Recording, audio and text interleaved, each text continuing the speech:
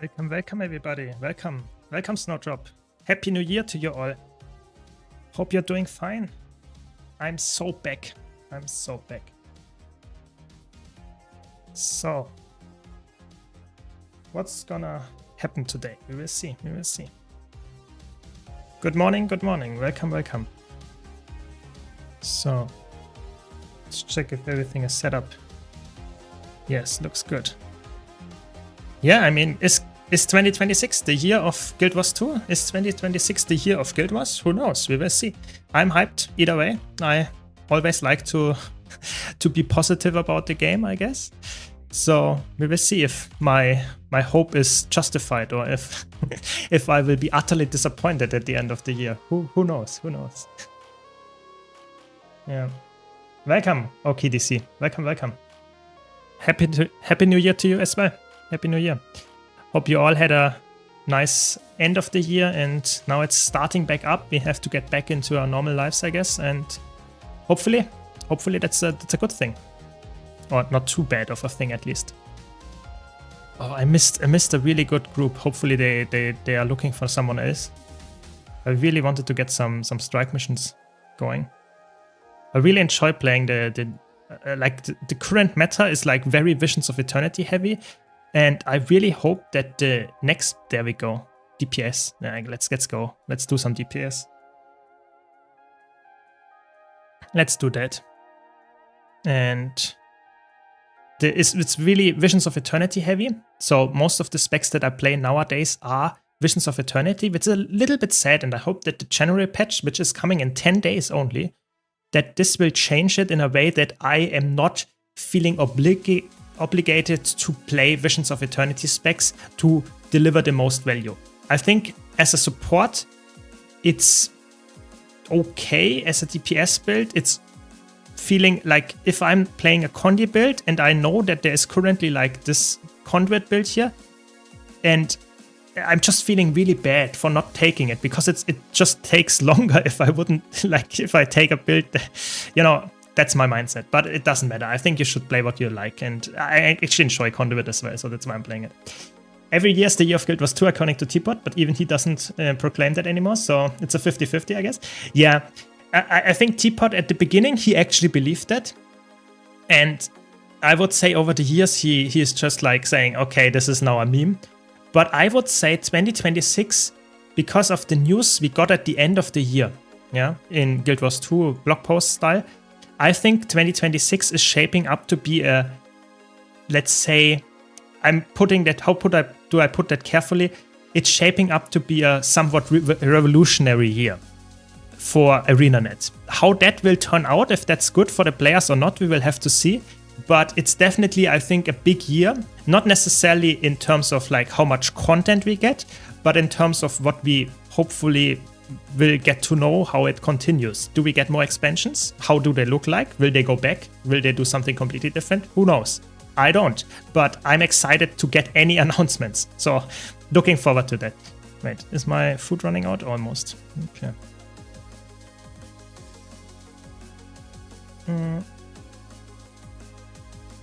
Have you ever watched The Expanse? Yeah, The Expanse, it's a really nice TV show. I really like it. I think it has a very dark tone. So it's a science fiction TV show. I think it has like 4 or 5 seasons or something like that. It's a very dark and, how can I say, somewhat realistic TV show for a science fiction show. So it's not like Star Wars or something where it's like half fantasy, half science fiction. No, it's quite science fiction style and it's quite dark. So I would say I like it, but it's not for everybody because it's like there is no character in there that is actually like, so to say, the shining hero. All of them have some negative aspects, and I think that's realistic, but not everybody likes TV shows like that. Yeah. Happy New Year! Welcome, everybody. Oh, they are fast. They are fast. I'm too slow here, reading chat all the time. It's fine. It's fine. I'm good. I'm good. I made it. Let's see how long I take. You know, this is a Condi build. It has some ramp up time, but it has such a high benchmark number that I will probably be top DPS at the end of the fight. Hopefully, we will see. We will see. We have another. How is it called? Another one? Is it power? No, it's also Condi. That's good. I guess I was slow or we didn't have the boons in the beginning. I understand since I play Spectre and Scrapper. Yeah, exactly. I feel like, for me personally, I really like the old specs as well. I think some of them, maybe most of them, I actually enjoy the class fantasy more than of the new elite specs. So I feel just like a little bit sad that I'm like there's such a big gap. It's now lower than it was before, but there is quite a big noticeable gap between the elite specs. And I hope they will bring that down with the January patch. So hopefully they actually listen to us here. Hopefully. That's my big hope. Yeah. I just tuned in and I don't know if this has been asked already, but what are you most looking forward to in Guild Wars 2? I would say I'm looking forward to be honest, like exactly in a month, so the 3rd of February, we will get the core feature update. And for me, that's probably, I'm not joking, one of the biggest things I'm looking for in Guild Wars 2. I don't know if I will be utterly disappointed at the end of when the patch is dropping and then we just get the quick play for raids, which is good, don't get me wrong, I like that. But I was hoping if you title a patch core feature update, I'm looking forward like getting infusion updates, getting maybe wardrobe for infusions, getting the fashion templates in a way that everyone is happy, stuff like that. Maybe I just hope for too much, I'm coping too much here, but I'm really looking forward to this core feature update and hope that it improves the game for new players and veterans alike, so that we all have something that is actually very exciting to play, to have some fun there, and makes even old content a bit more enjoyable again. I really hope so. But who knows? Who knows? Yeah. Yeah, 6 seasons at this point. Oh, crazy. Yeah, crazy. Yeah, Expense is good. It's good. I think I watched most of them, so I think all of them. I just don't know the number anymore. That's the... I still use Condi's Spear Vindicator build, very smooth. Yeah, it's like one of the builds that is like all time a very, very good pick. It's not like the best build in terms of damage output, it's not the best build in survivability, but it's just such a well-rounded kit. It's just, I can understand why you would play it, for sure. Could only get 34k DPS on Condi Conduit, so don't be mad. Yeah, exactly.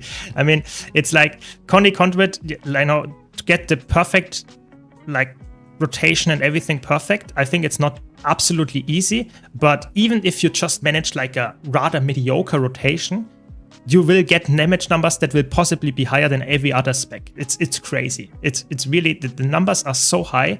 I really think they've just forgot to nerf it. That's the main reason why it's so good right now. Yeah, which is fine, which is completely fine, you know. I mean, devs can make mistakes, I guess, as well. I just think it's fun to play a spec that reaches currently like almost 60k benchmarks. So it's quite fun to play that. And you see the damage numbers, especially in fights where we don't have phases. Like this boss has like insane amount of phases. So if we have like normal numbers, normal like phases in a fight, then this will shine. Happy New Year, welcome. Any clue on how the fashion templates will function? So we have no official information regarding that, but we can deduct some of the things we know. So first of all, there was a blog post in the beginning of Visions of Eternity that mentioned what was included in fashion templates. So fashion templates will include your current armor skins, your current back piece and that kind of stuff, while also including the dice for it, which is really important because that's currently not the case for equipment templates. And at least if you copy it. What else is included? There was in the beginning, it was mentioned there were infusions included. Then they removed it out of the blog post. So at this point, I'm not sure if it's not included or if they just didn't want to teaser it. Either way, I think it will function in a way that you will swap your fashion templates like you swap your equipment templates. I'm pretty much, like, say, 70 to 80% sure that this will be the way how it functions. And then you have like a separate like thing here. Maybe it's like between equipment and build, it's fashion. And then you can select your current fashion. And it will just be like a build template, equipment template just for fashion, no other effect. I think that seems the most plausible way of doing it. How it's monetized, I'm really scared to say what I think because I am a realistic person. I try to be not too optimistic or negative about something. So I think we will get for each character 2 fashion templates for free. Thank you, Snowdrop, for the resub. Really appreciate it. Thanks a lot. 2026 is the year of Guild Wars 3? Yeah, I mean, maybe. Who knows? Thank you very much. Appreciate it. But yeah, so I think we get 2 for 3. So we will have to buy more than the months that we actually have baseline. I think we will need to invest some gems for that. My big hope is that it is not character bound, because that is something that is very painful for people that want to play multiple characters. And I'm not sure if they listen to this. I'm really not. So we will have to see if we get like 1, 2 for like one character and then that's it, or if we can buy like 3, 4 and they will be account wide. I don't know. I really don't know. But either way, I think it's an exciting feature. So I hope. Okay, I was not sure if I'm in the subgroup of the commander. Didn't check it earlier. So now I completely butchered my rotation. That's okay. Yeah. Either way, I wanted to thank you for the content you pull out. We started with 2 friends in December, and your content has been a godsend. I wish you all in chat a very nice year, 2026. Yeah, thank you very much. I wish you the same. And yeah, hopefully more great content to come from me. I hope so, at least. Yeah, I have some really things, like rather big things prepared. Hopefully you will enjoy them. And yeah, looking forward to that. We will get 1 for free. Yeah, maybe you're right. I mean, some people actually hope that we will get like all of them for free. I personally think it's like, realistically, fashion templates will be, in my opinion, somewhat equal to equipment templates. The only hope that you can have is that you get them account-wide. Because if you have like 10 characters and you want, or even more, and you want to have multiple fashions there for all of them, and they are not account-wide, you have to purchase a lot of equipment templates, or fashion templates rather. So I personally think it would be the biggest hope for most people that it's account-wide. But in my honest opinion, I don't see that. I think they are character-wide, and that means that you have to purchase all of them again. We get 2 per character for free. That's my prediction. Maybe you're right. Maybe I'm too optimistic there. We get only 1 for free. But either way, I'm pretty sure that they will monetize it in a way. I think they would be somewhat stupid in a business sense to not monetize fashion templates. After all, Guild Wars 2 is some kind of fashion simulator. Yeah. Welcome, Snowbleach. Welcome, welcome. Welcome, everybody. I hope you had a nice beginning of the year. Happy New Year to all you. I'm leveling Elementalist, but I'm not sure if I want to go for Power Conti or Celestial Gear, mainly for Open World, PvE. What would you say? So, in general, I would say if you play Elementalist or play, to be honest, any build in Open World, Power is always recommended in easy fights. Because Open World, you fight a lot of trash mobs or just random enemies that have low health. So, having low health enemies means that you want to kill them as fast as possible, and if they die just very, very fast, it is just better to have a straight up power burst. That is the main reason here. If you want to be tanky, Celestial is always a good option, but I personally think in most easy fights power is recommended. Elementalist is very squishy on power, which is okay if you know what you're doing, but as a beginner that can be a bit challenging. I would personally say try both of them if you have, so to say, the money for that. If not, I would recommend trying the Celestial stuff from the booster build, because Celestial is always good on Elementalist specifically. So definitely worthwhile picking up Celestial Elementalist, and then you can see and get slowly better. You will in instance content anyway need power gear or condition fully gear and not play Celestial all the time. So I think that would be my recommended way of doing it. Does a fast loading screen actually work? Yes, it does. It does work, yeah. At least if you have the correct version installed and stuff, yes, it does work. Account-wise is Copium, unless they are like 2k gems. 300 to 500 gems per car is far more realistic. Yeah, I think for like, I would say probably like 500 gems per character and you get 2 for 3 is probably the realistic way. I don't think that is... The community will like it very much, but that's the most realistic argument. I think if you believe they are account-wide, I think you are coping. I just brought it up because I know people for a fact believe that and hope that. I think Teapot is one of them. I think that would be too generous. I don't see that. But who knows? Maybe I'm like completely negative and wrong here. Either way, I think that's exciting. I'm not a fashion enthusiast, but I would like at least get a sum of the fashion templates to just like check them out and see how it goes. If you play Elementals as your main, I would 100% invest in Celestial set for open world. Yeah, exactly. Do you think ArenaNet will do something about boons at some point? So I think it was yesterday, actually released a video about the boons, where I made a video that permanent boons is something that I don't think is healthy for the game or should not have existed. I think, to be honest, they are trying to improve the situation in World vs. World, because in World vs. World, if you remember, like a year ago or so, you had permanent alacrity almost. That was very unhealthy for the game. They removed it, and they are slowly also going down with the quickness sources. So in World vs. World, yes, they address the issue with boons. In PvE, I think it's too late. My honest opinion here is I think it's too late. I don't see a world where ArenaNet fixes the balance in Guild Wars 2 with removing boons. I don't think that is possible anymore, because it's just the game is too, how can I say, far in its cycle. You know, a lot of people expect to kill specific bosses and expect to kill all that stuff that they did the last few years. If you remove boons or make it less permanent or make it like fix boons, so how they are set up and stuff like that, that it's a little bit different or maybe completely different, I don't see a world where most players would enjoy this anymore. And I think ArenaNet knows this, and therefore I expect no big changes to how boons function. I really don't see that.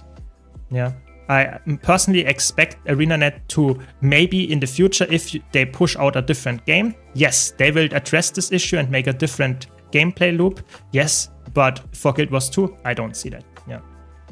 Welcome, Britisher. Welcome. Hope you're doing fine. Happy New Year to you all.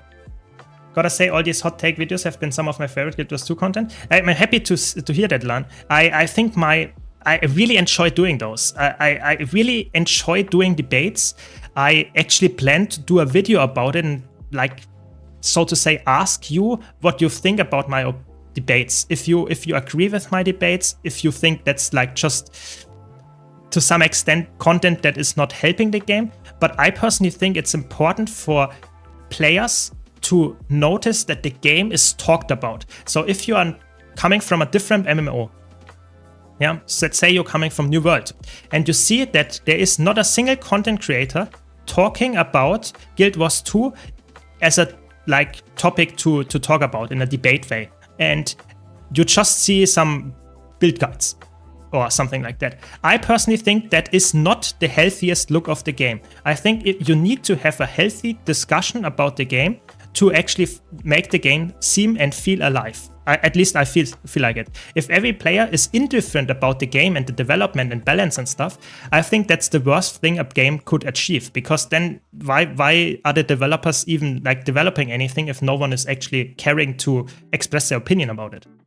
So yeah, that's why I think discussion videos are good. We need to spark more discussion and have more content creators that actually talk about the game and not only make guides and say, this is how you should play it. Because I think veterans want to talk about the game and not only get told how to play it. But that's my take, yeah.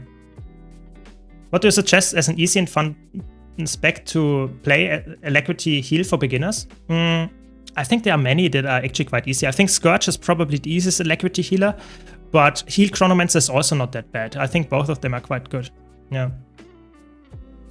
Low intensity wise, I think the best low intensity build for a healer is probably low intensity Willbender. I have a healer guide for that as well, so you can check that out, !builds, or in the YouTube comment, in the YouTube description of the video or the stream here. You can also see this. I have a database for all my videos, and there is a low intensity Alacrity Heal Willbender. This is a very good recommendation for beginning to learn Alacrity Heal, yes.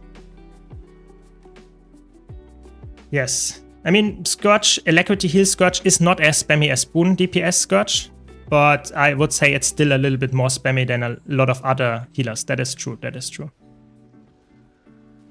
Yeah, I'm doing fine, I'm happy to be back streaming. I will do way more streams now in the next few months, hopefully, because I was very busy with videos and real life stuff in the last few weeks. And now I will finally continue to push out more streams again, yeah. I think they should make perma alacrity quickness a lot harder, more punishing to keep up. I agree. I made the whole video about this topic, and I think that is something that would be very cooler if you would like have to invest like insane amount of stats in upkeeping this and maybe make it so that it's not the healer that is able to do that. Maybe it's so the specific role, but that would complicate it for new players. There are so many things to consider, but I think permanent alacrity and quickness should not have existed in the first place, and I think the arena developers actually agree with this. They actually agree with this. We have a statement of arena developers saying exactly that if they could go back in time, they would remove permanent alacrity or permanent quickness or both of them from the game, because it's just not a healthy design decision. Yeah, I'm agreeing. I think Guild Wars 2 is doing well right now. I agree.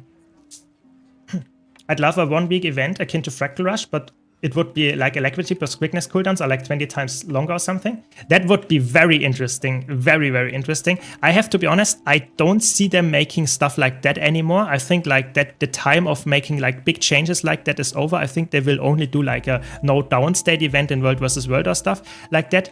But it would be so fun. Like just saying quickness and alacrity for 1 week is like a completely different boon and doesn't work like that anymore. I think that would be, most people would hate that because it feels quite bad to not play with quickness specifically, but it would be fun to see how the meta or how the game evolves, for sure. I agree, but yeah, I doubt it. I highly doubt it, sadly. Welcome, Etzel. Welcome. Does the Pirate Queen relic really work as described with my Luminary? I have the feeling it almost never triggers.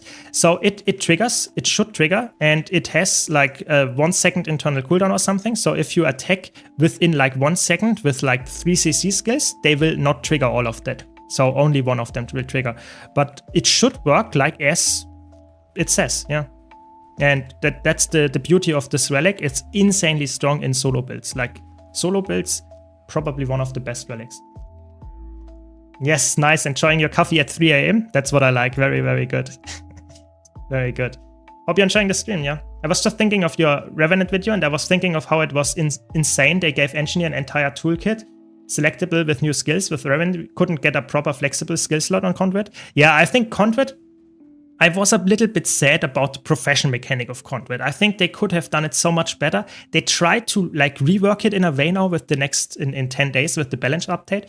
But I think Conduit is not like the flexibility beast it wants to be. And I think the problem is more like the profession mechanic, like the affinity here and like the release potential attack in the Cosmic Wisdom. It's not as flexible as a tool build or like just the flexibility that you are missing because you are Revenant. You don't have the switchable utility skills, yeah? So to make a flexible Revenant spec, it would have been nice to get more skills to select from, or at least have your skills that you have access to from other legends also available to your normal legend.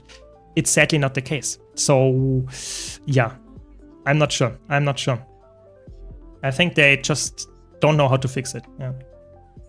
Is making Guild Wars 2 content your main job? Yes, it is. Yes, it is.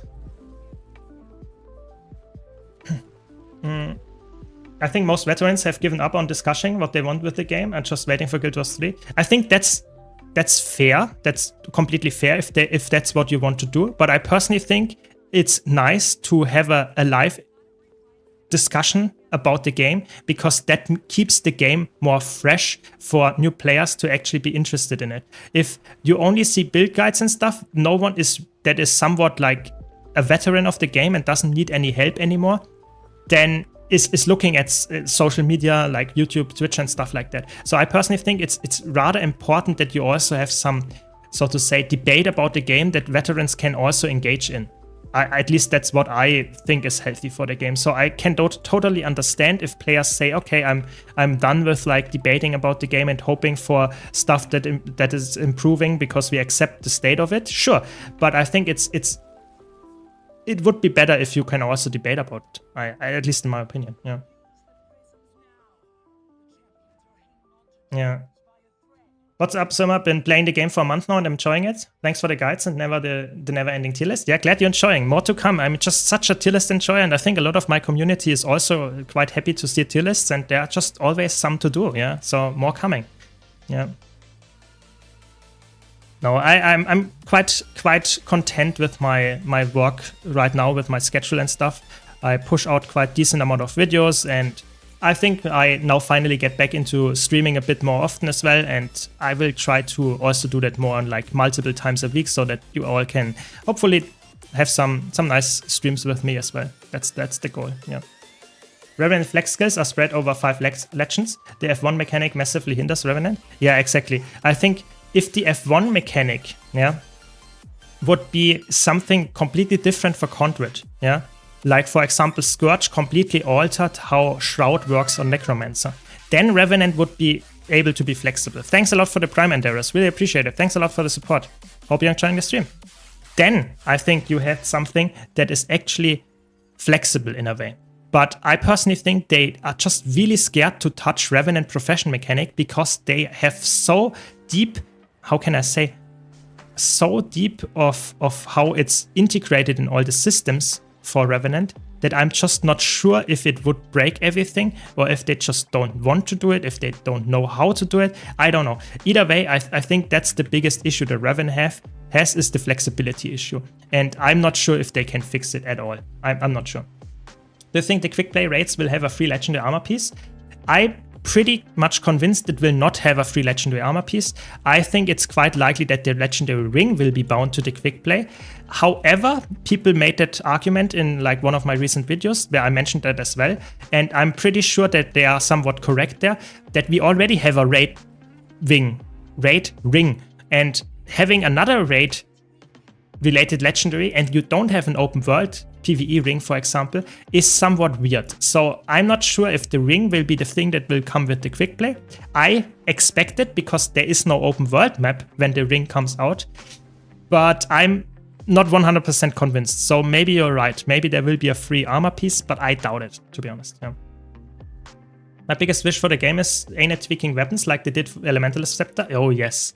Oh yes, I agree. That is something that is very, very good. I mean, I'm so slow here. That's okay.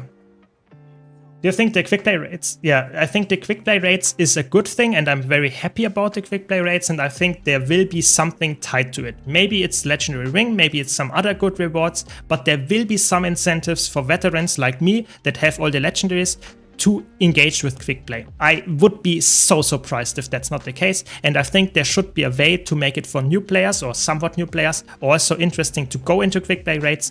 Maybe it's a free legendary. Yeah, that's the whole point. That's what I'm currently playing is Condi Conduit, just a meta pick for Condi DPS. Yeah. I don't like having meta builds. Players should have freedom in their builds. It's one of the main reasons why Guild Wars 2 doesn't have the 3 core positions. Yeah, that is true. That is true. We don't have like healer, tank, and stuff like that. So what is the next one? I think it's like Arborstone, I guess. I would love to see more low intensity builds for DPS builds. I think many people don't care min-maxing to the world record DPS. I agree. And I have prepared way more of those. Yeah. So, or I am preparing. So I try to push out like 1 low intensity builds at least every week, at least every 2 weeks, maybe every week. That's my goal here. Because I think a lot of people either don't want to engage with like pressing 100 buttons or just cannot do it physically, and I really want to cater to those people as well. And I think that's completely fine. Guild Wars 2 is after all a casual game, so I think making more content for those players is really good, and I will do so in the future. Yeah, I have a lot on my YouTube channel already. You can check them out. !builds in the Twitch chat, and yeah, hopefully that helps. Do you have a favorite class elite spec? Not really. I switch around a lot. If you would nail me down to one class that I like the most, it's probably Mesmer, but I play all the classes because I get bored playing only one spec all the time. Yeah. The only real fix would be a specialized element, Revenant, with freely chosen utility skills from all legends, which would have been perfect for Rasa due to their backstory. Exactly. And that's what if you would have like said, what do you expect from Conduit? I would have exactly predicted something like you just mentioned. Yeah. And I was so surprised that it was not at all like that. Like Rasa is not at all as flexible as I would have done it. But maybe they have a reason for that, or maybe they just didn't see it like that. Who knows?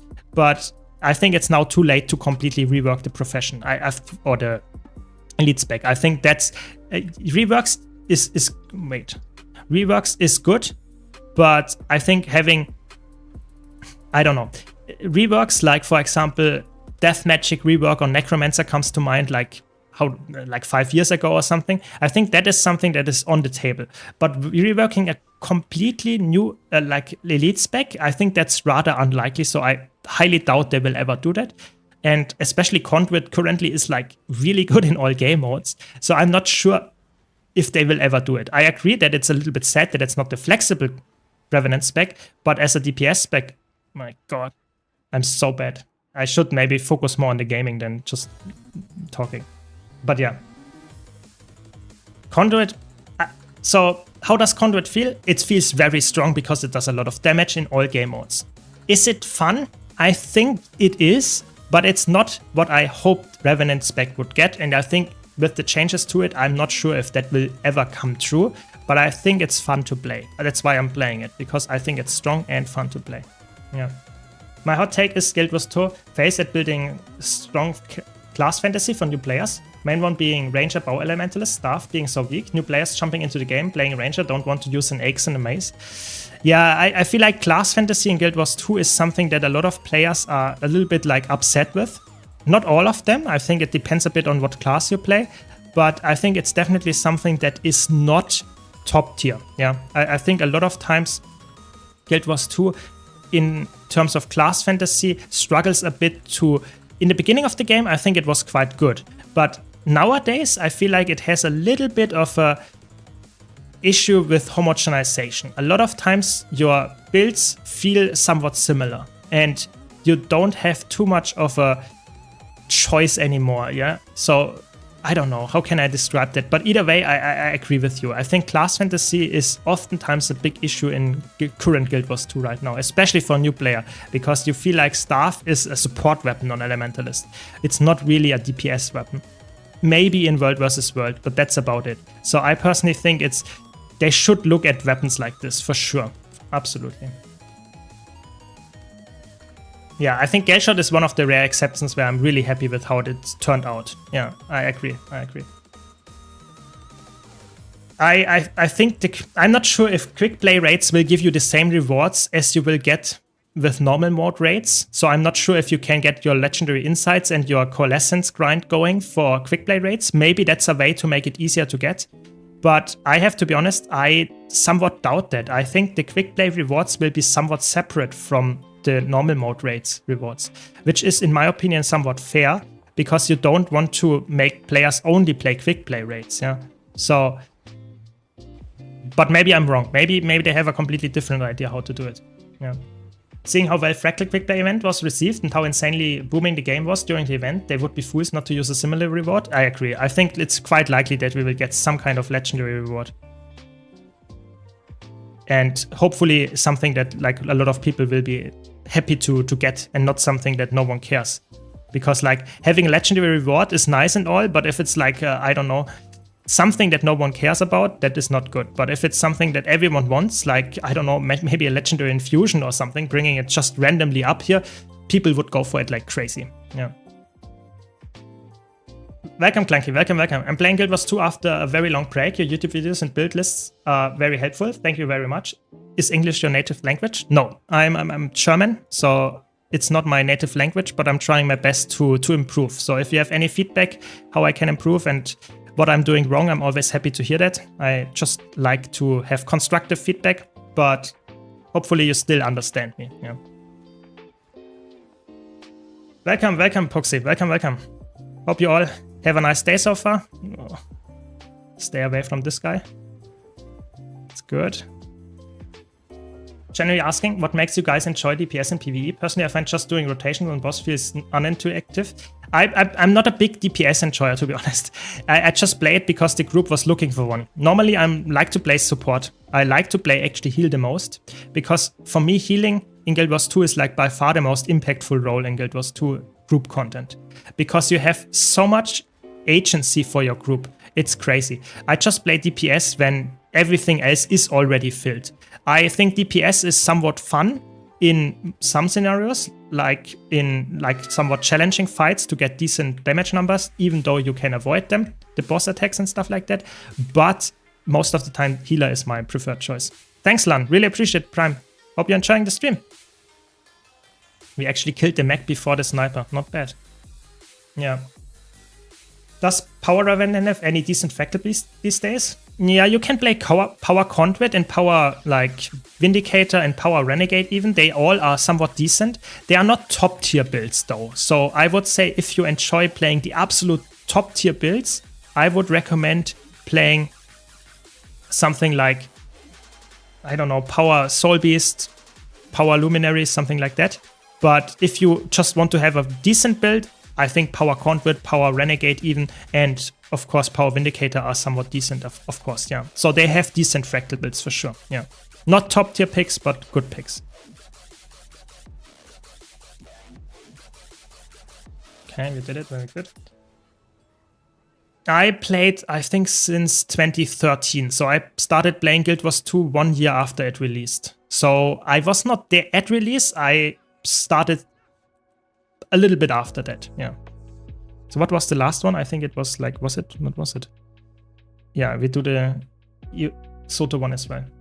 Yeah, you can carry so hard on support, exactly. And that's why I like support the most. You know, DPS is all good and stuff. It's especially bad if you stream because you have to watch way more this, like the combat and stuff if you're playing DPS because you have to follow your rotations. That's why I really like to play, not necessarily only on stream, but in general, I like to play support because support is the thing where you can carry your group and you don't have to look at your rotations perfectly all the time, so I can read chat meanwhile.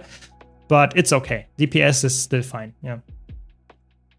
I've played a lot of Druid and I'm about to look at Luminary for heals. Yeah, Luminary for heals is really good. In competitive modes, but also in PvE, it's just really, really good because it has so much built in the Forge utility. It's just like a firebrand, and utility is the name of the game in my opinion. Yeah. Welcome, Ox. Appreciate your Guild Wars 2 content. That helps me a lot. Wanted to ask you, does the booster gear benefit a lot Evoker in your opinion? So I would say I have a Celestial Evoker build on my YouTube channel, which is good. It's almost unkillable. It doesn't have the best DPS though. So Celestial gear on Evoker I would say is decent if you want to survive in a solo scenario. If you just want to get a lot of damage, I think Celestial and Evoker is a rather bad choice. But if you just want to have a casual, chill time, it's a decent choice for sure. I have a build guide about it, it's very fun to play, and I can recommend it to some extent, yeah. Not for everybody, but I personally like it. What's your main class specialization? I play all of them. I don't have a main class. I really don't like to say this is my main, because for example, before Visions of Eternity released, I played like, I don't know, a lot of Chronomancer. I don't want to say a number, but I played a lot of Chronomancer. And with Visions of Eternity, I swapped completely. I now play almost no Mesmer. I play most of the time, I play Elementalist, I don't know, Revenant, even Necromancer. I play all the classes. You know, I have 70 characters for a reason. So I just like to play all of them, yeah. Sorry for not having a perfect answer there for you. One of the issues that the game also has is that skills are used rotationally instead of situationally. Yeah, exactly. I think if you play a DPS build, oftentimes you, not necessarily on Revenant, but on most other classes, you use all your attacks to deal damage. You typically don't keep attacks or take attacks that you only take in reflect scenarios or you only take into CC fights. Typically, a DPS build uses all of their attacks and profession mechanics to deal damage. I think it would be way more healthier if you had a lot of attacks that don't increase your damage, but you would take them in a situation, or you would use them in a situation where you actually want to help your supports out.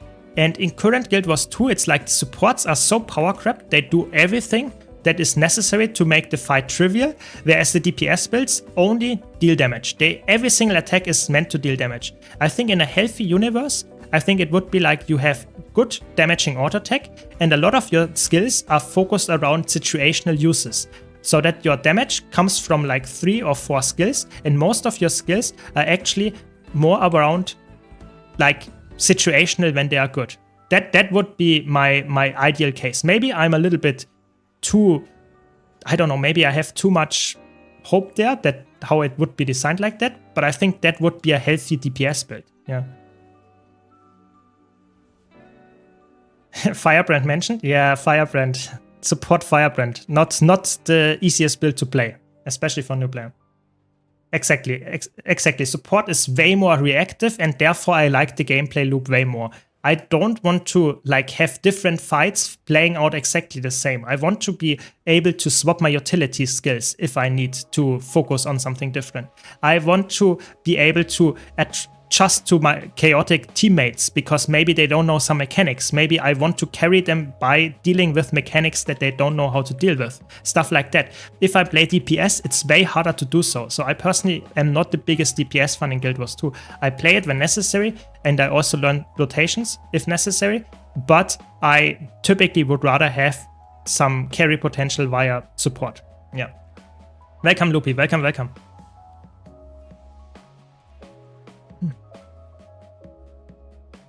I'm not a big fan of heal ritualist. In general, it's not necessarily because of the build is being bad, not at all. Actually, I think Guild Wars 2 ritualist in all game modes right now is like insanely good. The problem is I'm just not the biggest minion enjoyer, and ritualist is just like having a lot of minions baseline. So that's why I think ritualist is just not a spec for me. I think heal ritualist is decent. It's actually a rather good build, but it's just not my type of like tea. It's just something that I enjoy. Is something that has more agency on my own character and not something that is like focused too much on minions that actually sometimes behave quite stupidly. You played your Chronomancer as DPS or support? I play Chronomancer typically as support. There is a DPS Chronomancer as well, just I play it most of the time as support, and I would say Virtuoso is the better DPS build right now. Maybe with the changes in January, probably even, it might be Chronomancer that has the better use case and better DPS numbers, but right now I'm pretty sure it is Virtuoso. Yeah.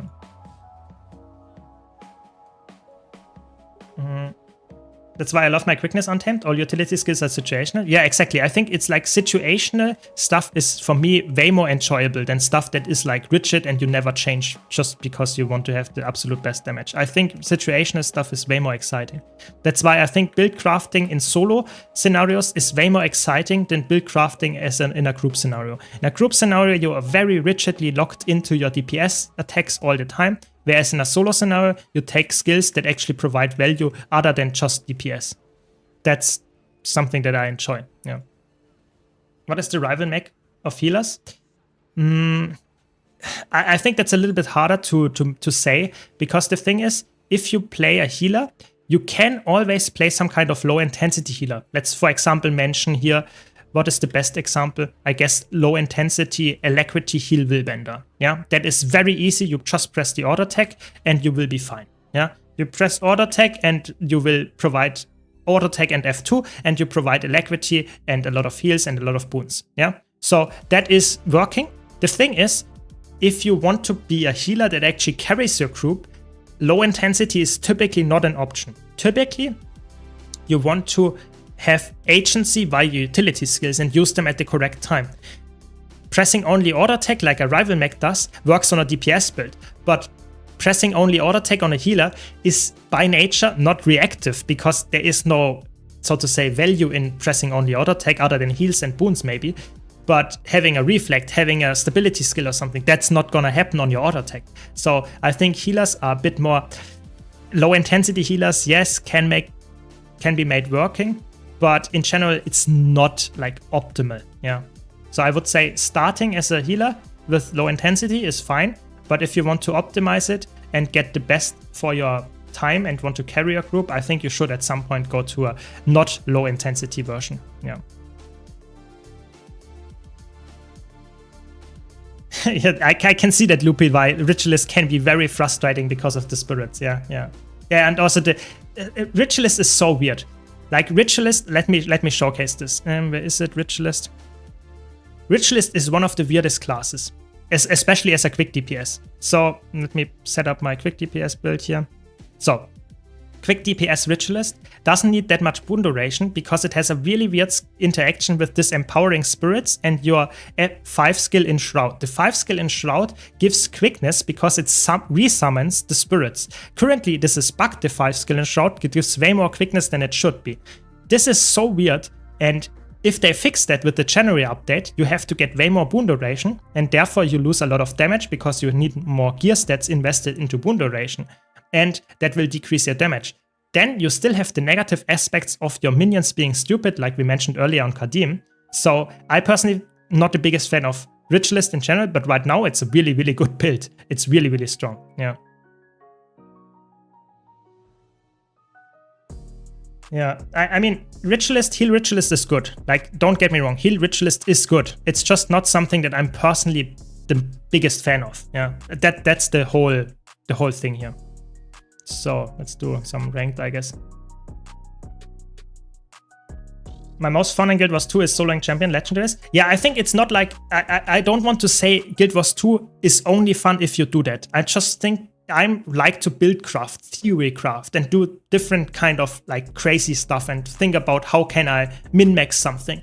And a lot of times in group play, it's very straightforward. The healer wants to get the highest amount of healing skills and boon output, and that's it. The DPS builds will always go for the highest DPS. In solo builds, where you're in a solo scenario, you can min-max way more different things than just DPS or just healing output. So that's why I think it's so fun to talk about stuff that actually has flexibility in the theory crafting. Yeah, Staff Scorch, Alacrity Heal Scorch is quite easy. That is true. Good point.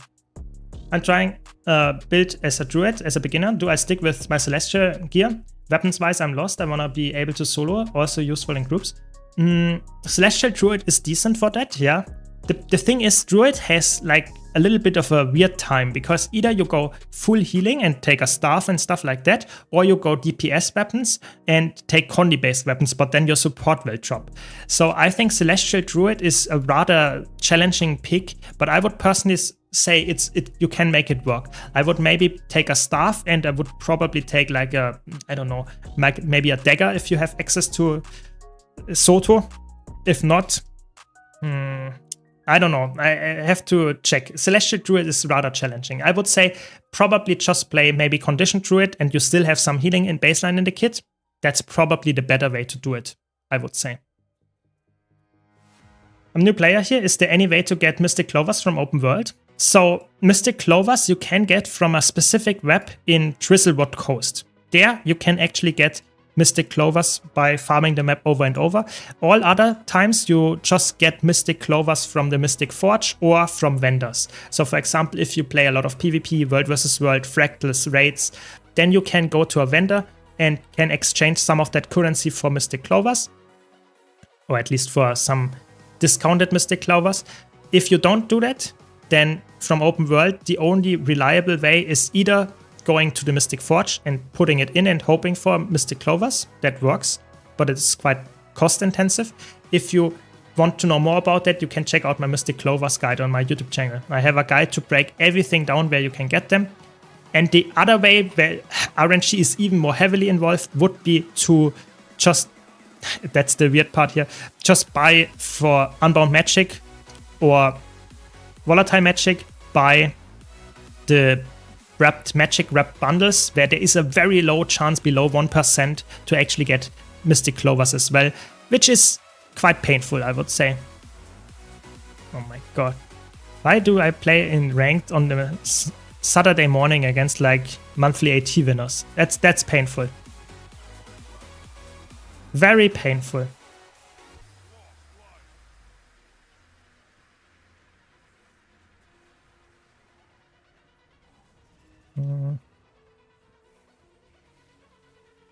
Yeah, I'm not sure.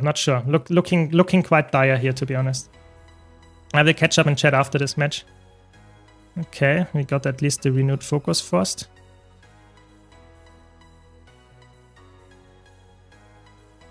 Okay, we got a kill. Not bad. To be careful if they have banner or something. At least I was just saying, at least I'm not the target, but instantly getting targeted.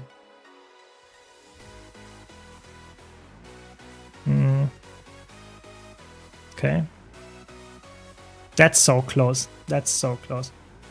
X-Warhorn or X-Focus be better for World vs. World Core Necromancer? I would say... I mean, I like Warhorn for the movement speed, to be honest. I think movement speed on the Core Necromancer build is quite good.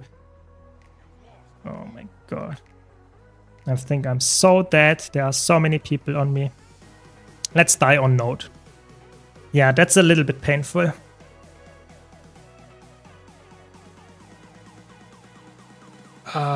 It's crazy. I don't show team chat, but they are going like crazy as usual in PvP. Yeah.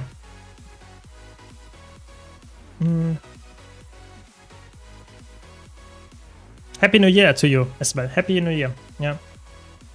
Just getting back into the game. How is Reaper currently? I think Reaper is a good DPS build in World vs. World, and it's a good DPS build in... Oh my god. Of course there are like 7 people engaging on me here. Yeah, Reaper is good at DPS build in World vs. World in PvE. It's not as good in World in how's it called? In PvP. Reaper in PvP got a little bit outclassed. Okay.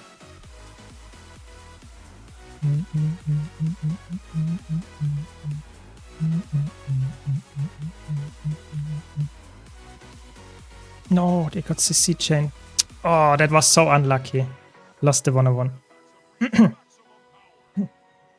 Yeah, I played the exact same Evoker build in World vs. World roaming. It's so nice. Yeah, it's really good. It's a good build. The problem is you can see here, the impact in a team fight is very much dependent if you can hit your burst. And you can see in the beginning, I did not end up hitting my burst because they had a support.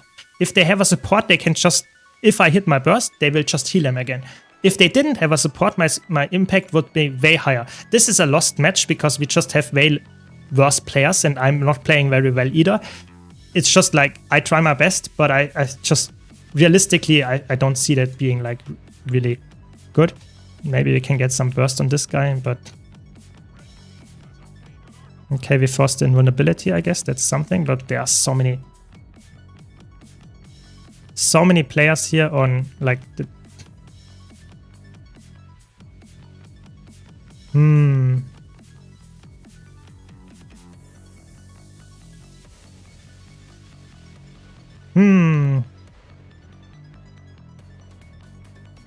Yeah, I'm dead again. 4 people here. I mean, what can you do, you know? That's fine. That's fine. Do you have an idea what your next hot take video gonna be? My next hot take.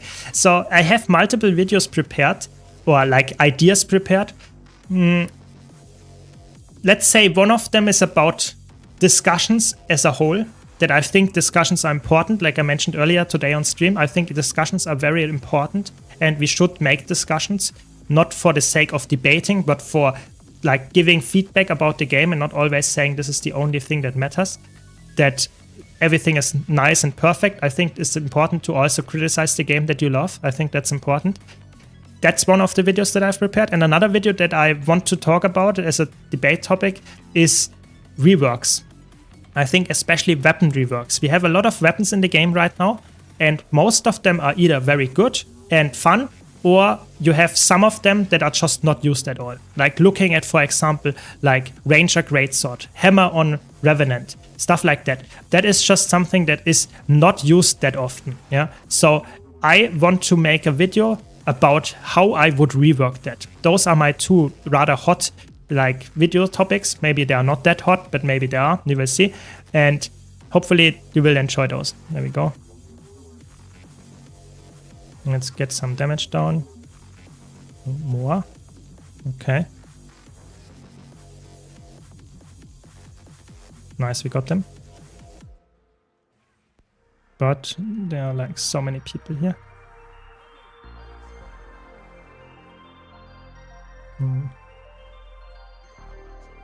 Not gonna work here.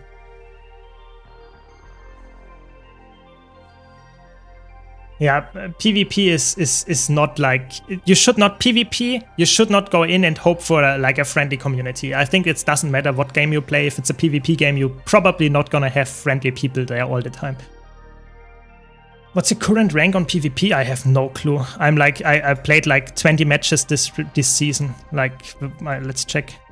My current rating is 1,500. You see, I have even a DK, so like I'm like Platinum 1 right now. Almost. I played like not even 20 matches this season, so I don't know. Yeah, I think this guy is probably dead. Let's see.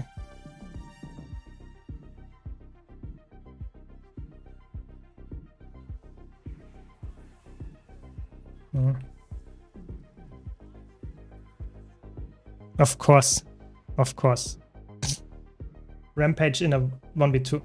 I definitely don't any tips when it comes to language. I sometimes have to work with translators because I'm also from Germany. I ask because I assume you're from Germany. You can tell from your accent. I'm going to make myself some breakfast and leave the stream running. Then we'll be back. Sure. Enjoy your breakfast. Yeah. Who is the AT player on the enemy team? It's Giddo. It's the Mesmer. And I think they are probably duo queuing. Let's check if there's someone that is like duo queuing with them. I don't know all of them. They change their account names all the time. But yeah, it's sadly not a very like the team is like they they wrote a book in chat. Like it's you always know it's not a fair match if like your teammates are more writing in chat than they are actually playing the game. But yeah, what can you do? I mean, just playing for the daily, I guess, and trying to have fun, but not gonna work all the time, sadly.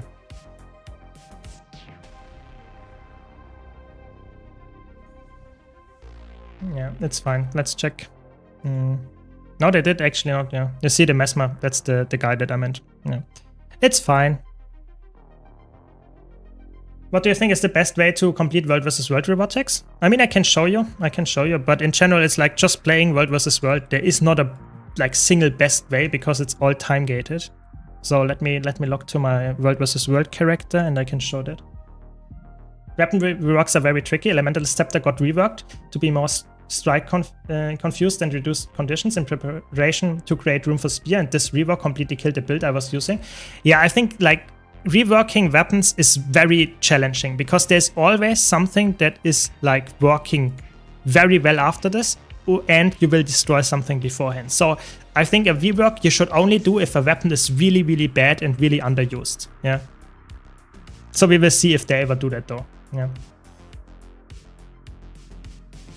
I mean, I don't know if everyone is switching to Guild Wars 2. I have no clue. I think Guild Wars 2 is currently like people are somewhat excited to play Guild Wars 2 because it has like a positive, I don't know, flow right now.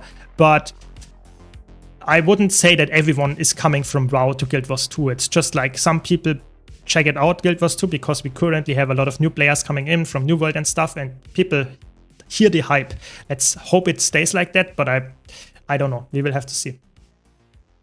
Looking forward to those videos coming from Guild Wars 1 when they would have wide sweeping changes and reworks. Guild Wars 2 feels so tame, but I understand it may be a marketing decision to not change much or dev time. Yeah, exactly. I think you always have to consider that we as a player can always say that this is bad and they should rework it. But if you look at how much time and effort they have to put in to make this rework happen, maybe that is not something that they actually can do because they don't have the resources to do so. So I personally would say in a real world scenario, it's very more likely that they actually try to do stuff that is somewhat low on the resource requirements while also being somewhat valuable in what it delivers. And I think weapon reworks maybe not the way to do it.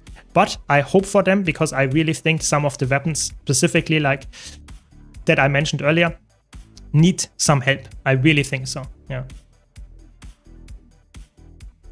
Yeah, that is true. That is true. Snowdrop, that's a very good point. It doesn't matter if I have a hot take in the video or not. This comments will be spicy nonetheless. It really is very funny. Very funny. I agree. Returned to the game after almost 10 years, and I didn't like how some weapons are clearly way better, and everyone's shit out boons and the stupid mobility now. Yeah, I agree. I think like the power creep in Guild Wars 2, even though we don't get a new higher level for the character or better gear, it's just crazy. The power creep with every expansion is just really noticeable. Yeah. Happy New Year. Happy New Year. Yeah. There's also a World of Warcraft downtime right now. Yeah, exactly. I mean, Guild Wars 2 is obviously also somewhat in a downtime right now, but of course a lot of World of Warcraft players are not really right now veterans in Guild Wars 2, let's put it like that. So therefore they have a lot of content to go through to get to a point where you would say, Guild Wars 2 had like the last expansion in, let's say, end of October. Therefore we have like 2 months now where nothing happened since then. Yeah, new players won't notice that. So I agree. It's probably going back to WoW in March when there is the next expansion, I think. Yeah. Yeah, exactly. A lot of players came from New World, which is completely understandable, and I hope you will stick around because I think Guild Wars 2 combat is actually quite good and hopefully enjoyable for someone that comes from New World. It's different for sure, but it's definitely enjoyable, I would say. You just have to embrace it how it is and what it wants to be. Yeah. What do you think if more weapons could swap skills like Ranger with Hammer? That would be very fun, but very challenging to understand for new player. So I personally think it might not be the absolute be-all and end-all solution. I think personally, what we saw with, for example, Spear on a lot of classes, we have two things that I really like about Spear design. Or in general, new weapon design. For example, look at this attack. This auto attack on Revenant is a melee auto attack that can also be used ranged and has then lower damage output, yeah, or has a, so to say, lower DPS. The damage is the same, but the damage number is lower because you have a higher cast time. So stuff like that would be very cool to make some underused weapons be useful, yeah. Or another example is that we have a lot of combos in the Spear kit. So a lot of times you have, for example, a skill that gets recharged by using another skill. I think this is a very basic concept that you see in a lot of other MMOs, a lot of other games, that if you have execute a combo, you get rewarded for getting a cooldown back or something like that. Maybe making underused weapons having this combo potential as well would be a way to increase their usability. Yeah, that's my whole point in videos like where I mentioned it earlier, where I do talk about reworks and weapons and stuff. I come up with some solutions like that. Yeah. In which World versus World team are you this lockout? Maybe we're in the same team. So Lopi, the cool part about being a ArenaNet partner is that I can swap around. So right now I'm on Great House Aviary, and if there is nothing happening, I will just switch to another World versus World server. So that's the cool part about being a ArenaNet partner. You can switch around and you can always have some content. Yeah. So Ranger Hammer can swap skills. So Ranger Hammer has two different versions of a skill. You always have like one defensive skill or a CC heavy skill, and then you have a DPS skill, which is really interesting concept because that's like untamed. Untamed normally can be leashed or unleashed, and depending if you are leashed or the pet is leashed, you will get different skills. And that was because of Soto, you got the Hammer unlocked for all Ranger specs. That means that you now have access to, so to say, 9 attacks. The auto attack plus 2 times 4 attacks for your Ranger weapon. Yeah. So good weapon in that regard. I'm not sure if that's the solution though for every single elite spec weapon or something. Yeah. Well, PvP New World Refugee, and I'm loving this game. Perfect. I mean, that's what we want to hear. That's what we want to hear. And hopefully we'll stick around, because I really hope that if the game gets more attention, more players, that will not only improve the long-term longevity of the game, but also hopefully improve the quality of the contents we get, because more new players means more money for ArenaNet. Yeah.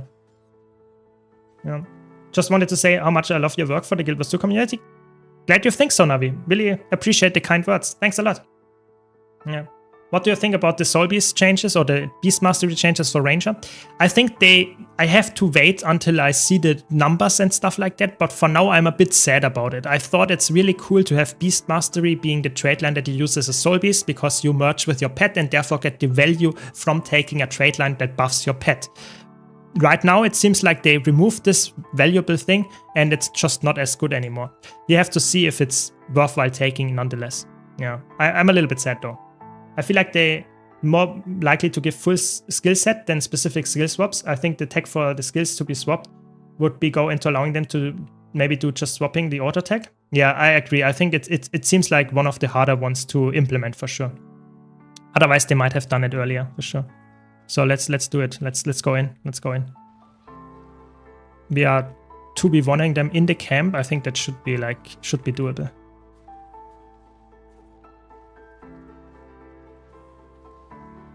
It's a Ritualist, which is a little bit annoying. Ritualists are quite tanky, but I think if we focus them down, I think it should be fine.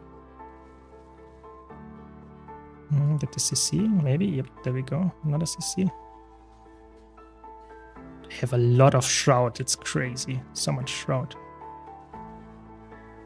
Okay, now we have 3 people. Now we should be fine, hopefully. Okay, there we go. Got them. Yeah, always helping. Always helping. Happy to help. And if you have anything, like that's what a guild is for, Timbo. That's what we are for. Yeah. No hacking. No hacking allowed. I would never do that. I think it's like cheating in games is like just stupid. Because like you want to have fun, and I think the most fun, at least for me, is getting better at a game and actually noticing the difference. If you hack, cheat or anything, I think you just take your fun away. So we were talking about reward tracks earlier. So reward tracks in World vs. World, just playing World vs. World, every 5 minutes you get pips. You can optimize that with getting more boosters, like experience boosters, getting your festival goblin, your celebration bonus. Then you will get more progress, and other than that you just have to capture a camp every 10 minutes after you reach tier 6 participation. So just waiting. There is not a real way to speed it up. You can speed it up a bit by getting, for example, like capturing big objectives and stuff like that for the weeklies. Yeah, so weekly World vs. World stuff, that can help to get more loot and stuff like that. But if you are only in for example, for Gift of Battle, then you just have to wait. That's the main thing. And of course, getting a higher World vs. World reward rank, that means that you get more pips, and more pips mean you get more chests. And at the end of the chests, you always get those instant reward track progress, so you can speed it up a bit by playing a lot more. But other than that, just waiting. Yeah. Do you think Gift of Battle has the right amount of difficulty to acquire? I think a lot of new players don't like World vs. World, and then Gift of Battle can be very annoying to get. So maybe making a way to acquire Gift of Battle, a way that doesn't require new players to be forced into World vs. World, would be an interesting way to do it. But the problem is, I know a lot of players in my chat and just in the community that did not play World vs. World, were forced to play World vs. World to get the Gift of Battle for the Legendary, and then really enjoyed World vs. World because they were never playing it before. They played it once and then they saw, oh, it's actually really good. So I think it has positive and negatives. I'm not sure how to fix that. I really don't. Yeah, more to come, more to come. More low intensity builds to come, sure. Yeah, that Ritualist picked the server veteran title for an NA server, but they are EU. Yeah, I mean, some people just like the names. Yeah, some people just like the names. I wanted to mention, when you were going through the changes to Beastmaster, it sounded like you thought Soul Beast was going to lose on the bonuses, but the way I read it is that Soul Beast only doesn't get the newer higher number, they just retain the old numbers. Who knows? Maybe you're right, that would be a good change, but I think like Beast Mastery gets a rework, even if the numbers maintain to be the same. I think the rework is not necessarily helping Soul Beast. So we will have to see if Soul Beast now runs marksmanship and skirmishing as well as the other Power Rangers do. We have to see. Yeah, I mean, 250 stacks of Gift of Battle, I mean, that's probably not required for anything in the game. I just stack up on Gift of Battles for the upcoming legendaries. You know, I have all the legendaries in the game, so it doesn't really make that much sense to me to grind them, but maybe the new legendaries need them, so I will save them up as well. But 250 is quite a lot. I don't have that many. Yeah.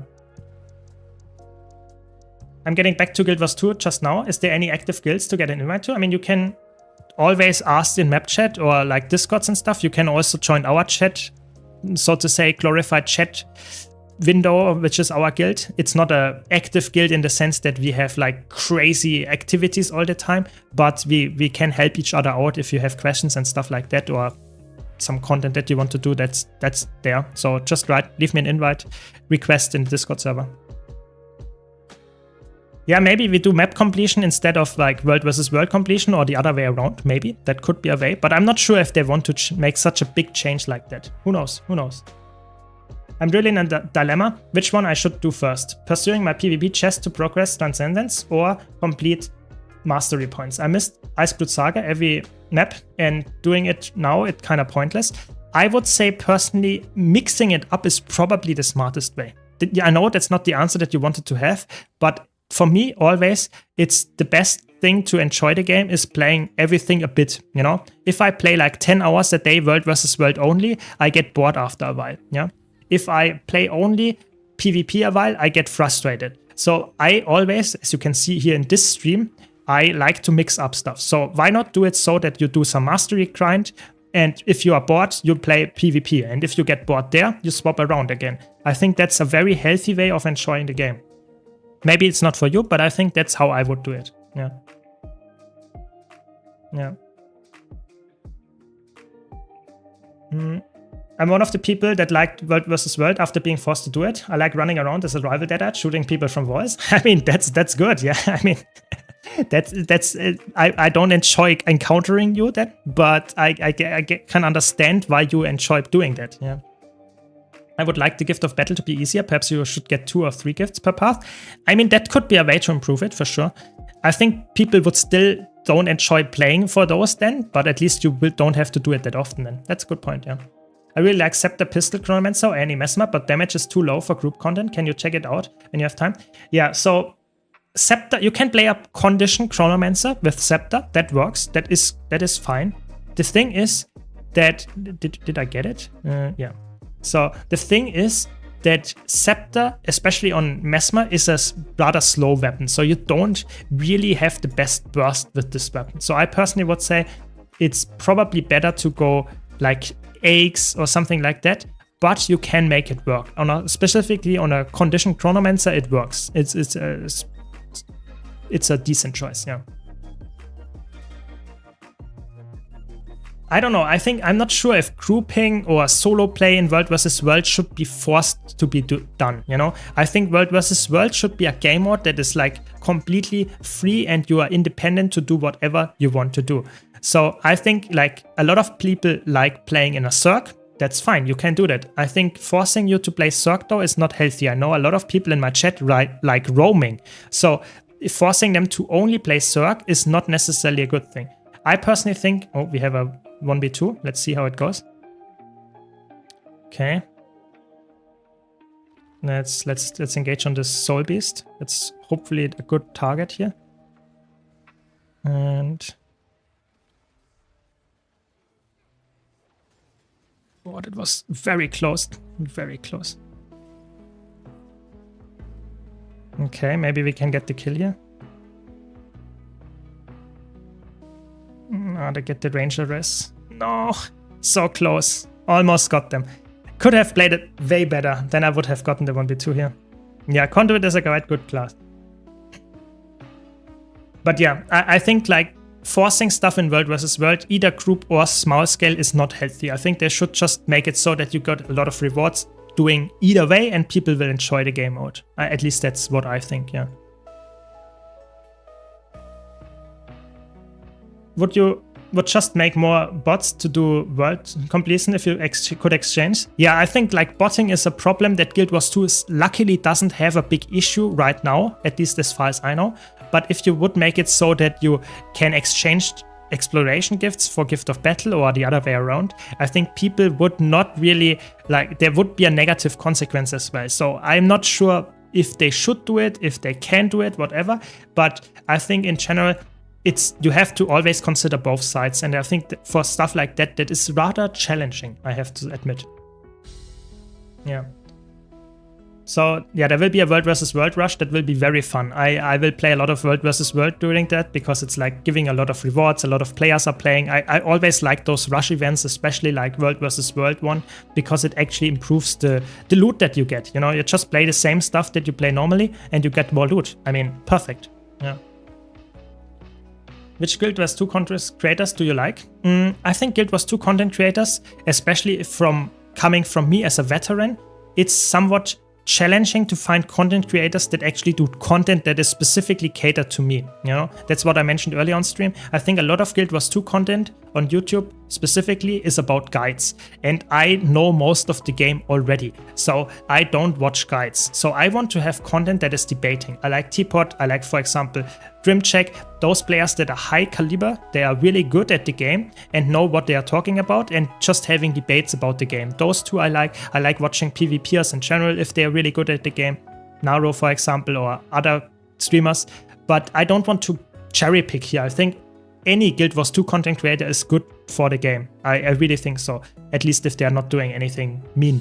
Because I think we need more content creators to get more attention to this lovely game. Yeah. Hope that answers your question. I'm not sure if World vs. World needs another map. I think we had a lot of players that enjoy the maps as it is. And I'm not sure if ArenaNet would invest a lot of time to make a new map for a few players that actually want a new map. Because oftentimes making a new map is a lot of effort, especially in World vs. World. And I'm not sure if that would be the right time and resource investment they can have. Maybe you're right, maybe that would improve World vs. World, but I think a lot of times making the content more enjoyable and not just changing the skin of the content is probably a healthier way to do it. I mind promoting group, not really forcing to do group play. It does go into the argument of getting Gift of Battle being hard to get for new users. Okay, that makes sense. You know, if you make it so that it's more publicly available squads and stuff like that, that you as a new player have more access to those group features, then yes, I'm with you. I think it's quite annoying for a new player to get into Zerging in World vs. World because often the maps look like this. There is not a single commander on the map. No, you don't know where they are if there is somebody, and you cannot get any big group events going. So if there would be an easier way to introduce new players to Zerging and finding squads easier, that would be definitely helpful. Agreed. Yes.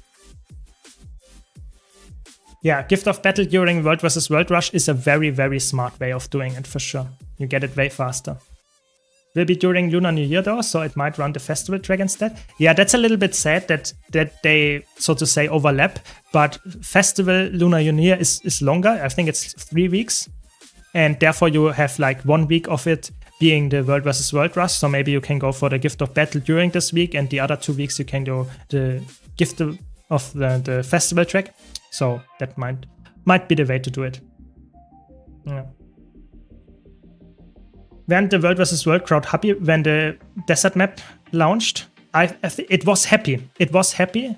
The community was quite happy about it. But the problem is that the desert map was not perfect at launch, and they put so much effort into this map. I think it would have been probably better to make not a third or fourth map, however you want to call it. For example, they put a lot of effort into making the Edge of the Mist map, and now it's completely dead.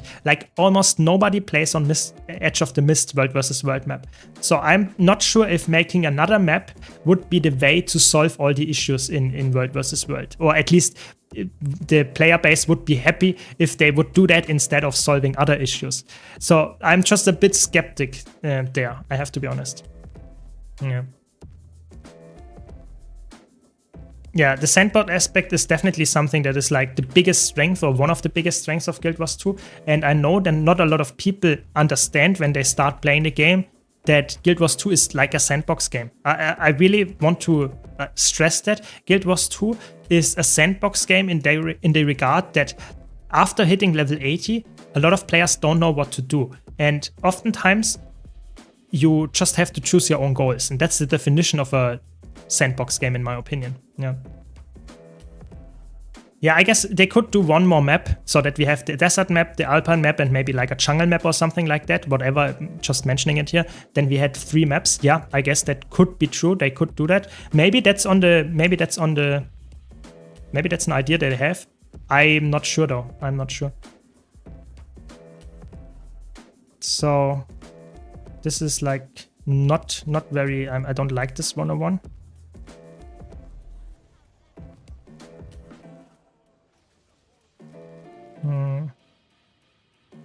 Maybe I like it. Maybe I like it. Amalgam is a tough thing to 101 because they have a lot of burst damage with the Condis if they hit everything.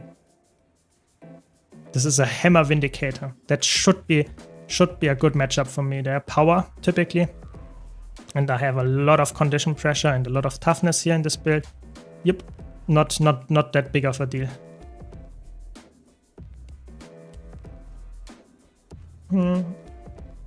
Yeah, I'm pretty sure Arena will not do another. I mean, maybe that will be aging like milk, but I highly doubt that ArenaNet will do another World vs. World map. I think they don't have the resources or energy to do it, I would say. They could change the reward of Edge of the Mist map to make it more attractive. The problem with Edge of the Mist map is not necessarily that the rewards are shit. The rewards are shit, but that's not the only problem here.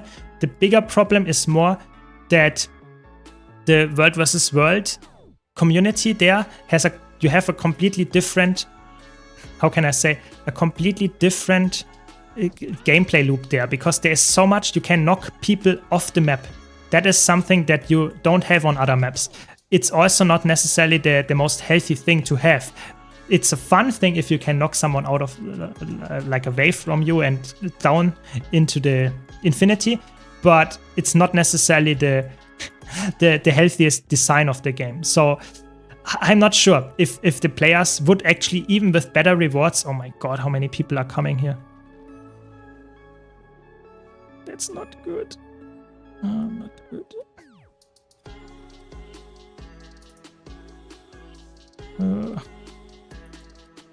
Oh. That's not good. I know I'm fighting against like 100 people here.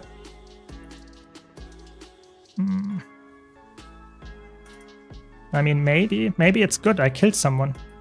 I take that. I mean, I got someone in like a 1v7 because of all the guards. If the guards wouldn't be there, I think I could actually have like done it rather decently. Close one actually. Yeah. Edge of the Mist went from leveling map to capture train to nerfed rewards to that. Exactly. I think if they would buff the rewards and it would be somewhat like a little bit reworked so that it's not as boring as it is right now, or like really weird because you can't use mounts and stuff, it's a little bit annoying. Either way, I think Edge of the Mist needs an update or rework to actually be interesting again, not only rewards wise. Who knows? Maybe they will do it, but I doubt it. Yeah. I feel like the collections and achievements are so tucked away, people don't know how to access it. Yeah, I agree. That's also another issue. There's so many issues with this. I agree. Yeah. I think I will never finish those achievements, to be honest. Like it's like here in World vs. World tab, Edge of the Mist, and I have like half of them. But the others, I will probably never get. Like realistically, nah. It's like there's no one playing that. So I would have to do solo myself. It's not good. Yeah, it's really good. Condi Amalgam is really strong in roaming. It's also very fun in my opinion because it's a very flexible build. You have a lot of utility. I just play Conduit right now because I actually enjoy Conduit as well. And you can see I can win against the Condi Amalgam as well. So it's a good 101, I guess. I personally would say going for mastery points is a good thing if you enjoy doing it. If you really hate doing mastery farm for Iceblood Saga maps, I would say skip it. But personally, I would say playing either PvP on one day until you don't enjoy it anymore and then go into mastery point hunting. And if you don't enjoy mastery point hunting anymore, you go into PvP again. That's how I would do it, but I would not say either or. I would say both of them are fine. Just mix it up a bit. Yeah. Yeah, I mean, that was a little bit like, I could have easily won that fight. It's a little bit annoying, you know. I'm a little bit rusty, apparently, in roaming in World vs. World. I could have won this fight if I played it better, but it was not too bad either, you know. I did not, like, lose instantly to, like... It was, like, 3 or 4 people over the course of time, but could have won that. A little bit sad, yeah. I struggle with Troubadour, Amalgam, Evoker, Willbend, and Soul Beast in World vs. World. Might just be power creep, but I don't know. Using Core Necromancer with X Warhorn and stuff. Yeah, I think Core Necromancer has some strengths, but especially against like the builds that you mentioned, they can be sometimes a bit hard to win because you are after all playing a core class.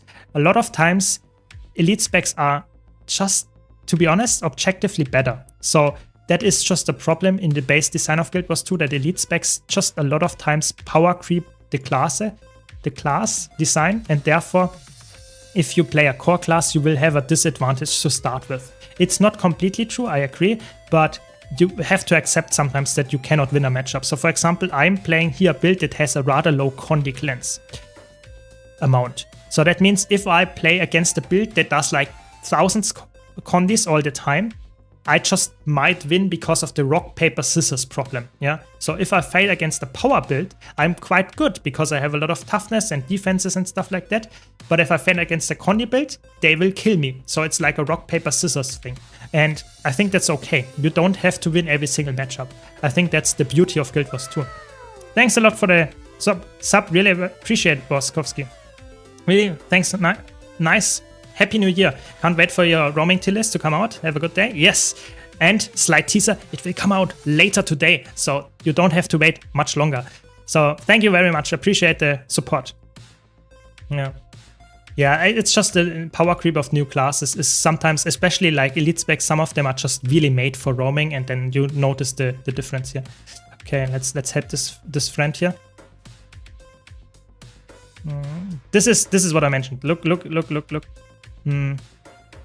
This is a condi build, so a little bit challenging for me to fight. I think I have a lot of condis, and this guy doesn't have that many cleanses either as well. So we won. I mean, we're also way more people. Yeah, they are so dead. Where did they go? Is they falling down or what? Not sure where they went. Doesn't matter. Can you check a condition Mesmer? Chrono with Scepter Pistol. I tried to create one, but can't even get like 10k in group content. So the build that you would run would be like Chaos for condition damage. Then you would run, typically, how is it called? Illusions. So Chaos, Illusions, and Chronomancer. And you play some kind of, probably a boon DPS build, because you can provide some nice quickness while doing so. And you play Staff with Scepter and Torch. That is a common build. Yeah, it's on Snowcrows. It's a group build. I don't have the theory crafted. It already exists.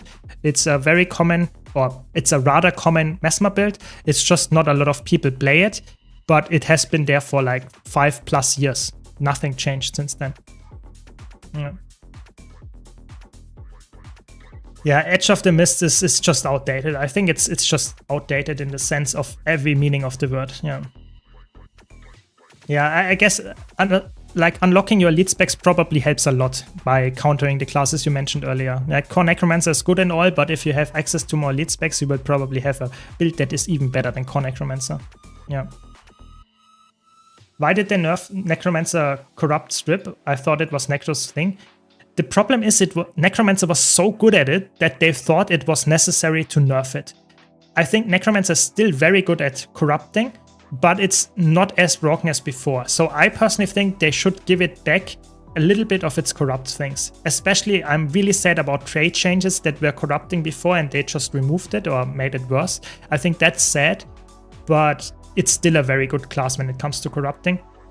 So I hope we get some changes that make it more interesting in that regard, especially in World vs. World. I think corrupting is something very key to the game mode, because if the enemy Zerg has like 50 players and all of them have all the boons, that is not feeling that good. If you have some corrupt spam going on, that makes it way more enjoyable. Yeah.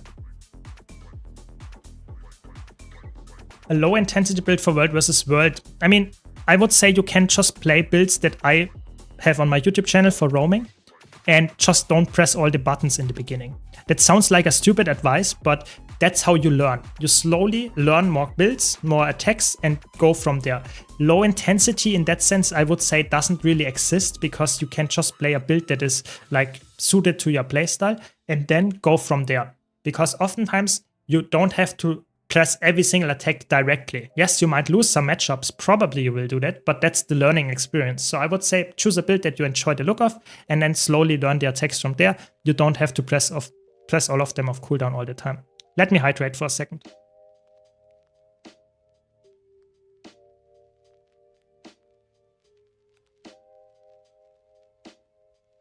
Yeah. Glad to hear that, Patricia. Glad to hear that. But yeah, I'm always like trying to improve after all. Yeah. Yeah.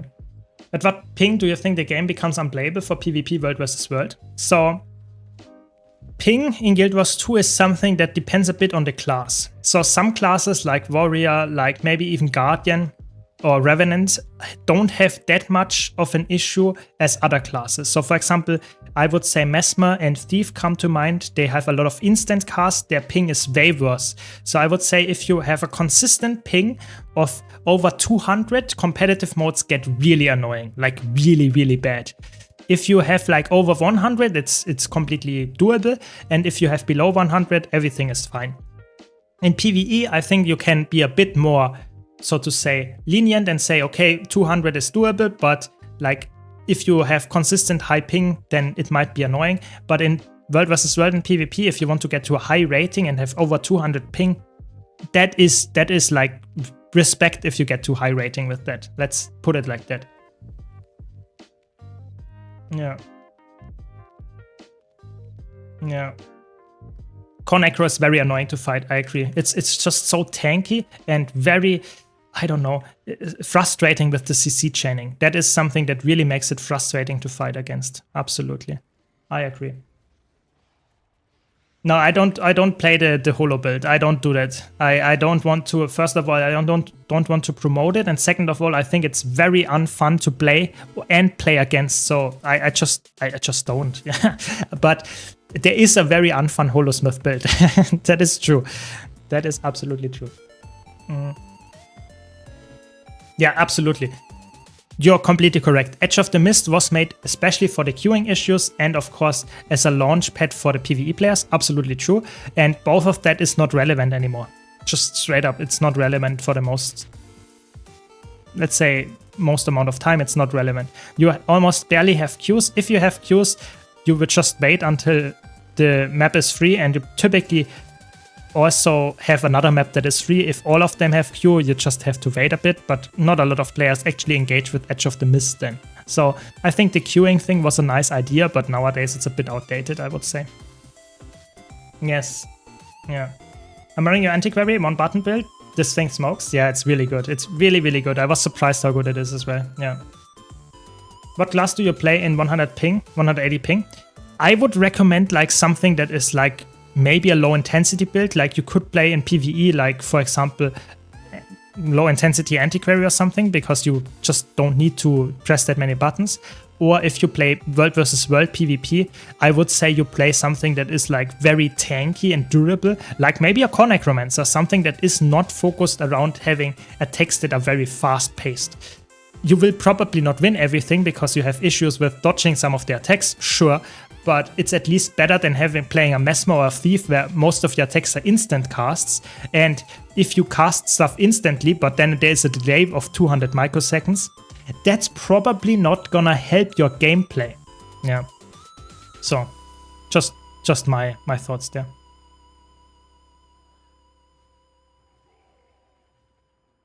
What build do you avoid? I don't know. I think if you mean avoid in terms of what I don't play, I don't really have a build like that. If you think about what I play, what I don't want to fight against with this build specifically, I don't really like to fight classes like Deadeye or something that has a lot of range and just can kite me all the time because I don't have that much range. But if you like talk in general, I think I like builds that are active, that have a lot of buttons that I can press. I don't like builds that are just boring and you just press a single button and that does everything for you. I'm a veteran and you notice that in my gameplay decisions, in the sense that I always want to be active and don't stand around doing nothing. Yeah, and that goes for every build that I play. Yeah. No one wants to do all that walking that Edge of the Mist forces. Yeah, exactly. I mean, the map is too big and too annoying to continuously play. And that goes specifically for roaming, but that also goes for Cirque play to some extent, because there is so much downtime between objectives, and there is also never a Cirque fight, to be honest, nowadays. So it's like Edge of the Mist is just not a very good like map right now to play. Sadly, really sadly, but yeah, that's how it goes, you know. It was a different time when they released it, to be honest. Yeah, shout out to YouTube chat. Good point, good point. I read YouTube chat, so don't worry. I read the chat, and if you're wondering, sometimes I'm answering questions that you don't even see. It's just I'm not allowed to have the YouTube chat on screen on Twitch. So I just have to read it myself and answer the chat there. So if you want to see YouTube chat, I guess you have to watch on YouTube.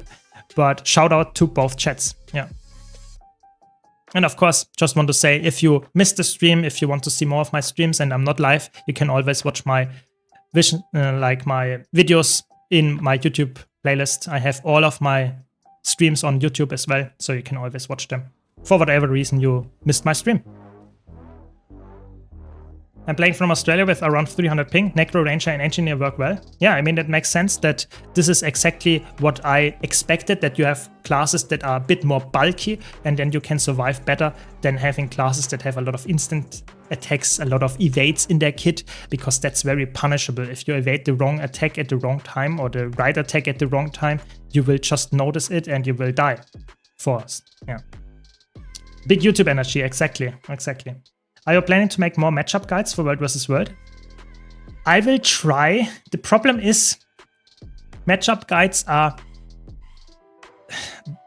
they are a lot of effort, you know? I put a lot of effort into those videos and I really like doing videos like this, but the problem is apparently not a lot of people like watching them.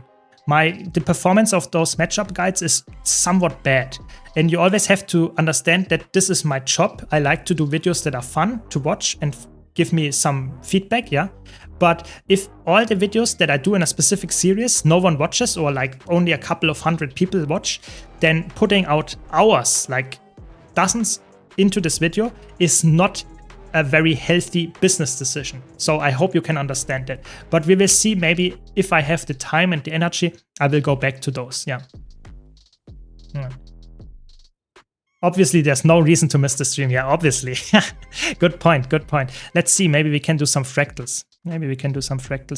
Or maybe even some raids. Let's see. Getting ready for quick play. Let's see.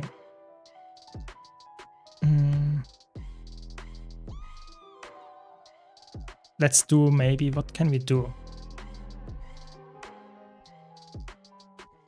We can do some fractals, a little bit of fractals, I guess. Some safari here. Without kill proof going into 95 and 96 CMs. Let's do that. Let's play that. What do I play? I could play some Chronomancer. Good old Chronomancer. Nah, let's play something nice. Let's play Paragon. Support Paragon. Yeah. So Paragon it is. What era of Guild Wars 2 was most exciting at the time and why? So it is always a little bit like there's nostalgia when you talk about that. There's also like your personal background, you know, sometimes you had a different life at the point of time. But I personally would say that for me personally, the best time to play Guild Wars 2 was when Heart of Thorns came out. The community was rather big. We had a lot of crazy developments. We got raids. The PvP scene was alive. World vs. World was very crazy big. I personally think that was the best time to play Guild Wars 2 because we had the elite specs. There was so much content. We got like regular updates with raids and new maps and stuff like every few months. It was crazy. That was for me the best, biggest time of the whole era, but they couldn't keep that up infinitely. That was clear at the time as well. So and there were problems as well. I'm not saying that it was perfect. It was just the best time in my opinion. So that is what I remember. But of course, that is always a bit nostalgia in there as well. So would I experience the same when I would play the game right now with this state? Maybe not, but I don't know. It's definitely what I remember. Yeah. Mate, they are already in fractals. I just didn't get them. Okay, I guess then we'll just go in. Yeah, matchup guides are cool and all, but when is the Salmon Run tier list coming? Yeah, I mean that will be really crazy. Yeah, I have a lot of cool tier list ideas. I'm not joking here, but I'm not sure. A lot of people complain that I make too much tier lists, so maybe I should hold a little bit back there to not make that much like tier lists anymore. We will see. Yeah, fractals with my viewers. I mean, I want to do more stuff in the future, And especially I want to do trainings. I think a lot of new players don't get into Fractal CM specifically, or raid CMs, or raids in general. So I want to do challenge modes, normal modes, trainings. So I want to make it more interesting for you to watch my streams in a way that if you play, you will probably also get maybe some kind of like, if they would have let me pre-stake, I would have gotten some stability for you. But yeah, that is something that I want to continue, or to start again. Yes, to do runs with the viewers. Yes. Out of Thorns and Part of Fire was fun times. Soto really messed the game for many. Yeah, I think Soto was not the best for everybody. Why are they? What is going on, guys? I hate this in groups. They are just like, they cannot wait for the pre-stack. Now they miss all the boons. It's just like, what? Waited like for 2 more seconds, you would have gotten a nice pre-stack. It's so sad. It's so sad. Very sad. It's fine. It's fine. That's why we play this build. We have all the boons anyway all the time. Where's the tier list coming? Oh, yes. I made one last year in April as an April Fool's joke. It was actually a rather fun tier list. It was not only about choking, it was also having some purpose as well. But maybe we have to do another one, yeah? We have to do another one. Do you think that the removal of symbolic power will nerf Hammer Guardian? It might. We have to see how the numbers turn out. But I think it's... Typically, they don't nerf stuff by removing it. Typically, they buff stuff without knowing, with knowing, who knows. But I actually expect it to be a buff to some extent. We have to see. We have to see, though. It might be a little bit of a nerf to low-intensity Hammer Guardian, where you only press, like, the auto attack. Nothing else. That might be a nerf. But if you play any other Guardian build, it might be a buff. Or it will probably be a buff. Yeah. Welcome, Miss Banner. Welcome. I'm new to the game and kinda struggling to pick a main to start doing endgame content. I really enjoy Virtuoso, Reaper, and Dragon Hunter. Do you have any recommendations? If you want to, I think Reaper is probably the best of those if you want to play open world as well, because Reaper is just really, really good in open world, and it's really good in endgame content as a DPS build, in all, especially in World versus World and PvE. So I personally would say if you like to play Necromancer, especially Reaper, I think that's a very solid choice. I would go for Reaper out of those, personally, if you don't have a preference there. Because it's tanky, it has a lot of damage, it has a lot of CC. It's just a very well-rounded kit. Especially in open world. Yeah. Yeah, exactly. I think when I do tier lists, it's more about I like doing tier lists, and if you like watching a specific tier list, you can watch it. If you don't like the specific topic, you don't have to watch it. That's the beauty about making a video.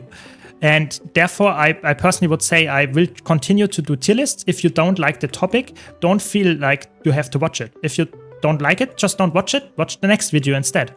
I think that's very okay. That's completely fine. And I will do more tier lists. Sure, I will do more build tier lists. I will do everything somewhat that is related to anything that I could rate. Sure, but hopefully that helps someone out there. That's always my idea. If this guy stands exactly there, I can cap this. No, I can't. Okay. So let's try this again. No, it's not gonna work.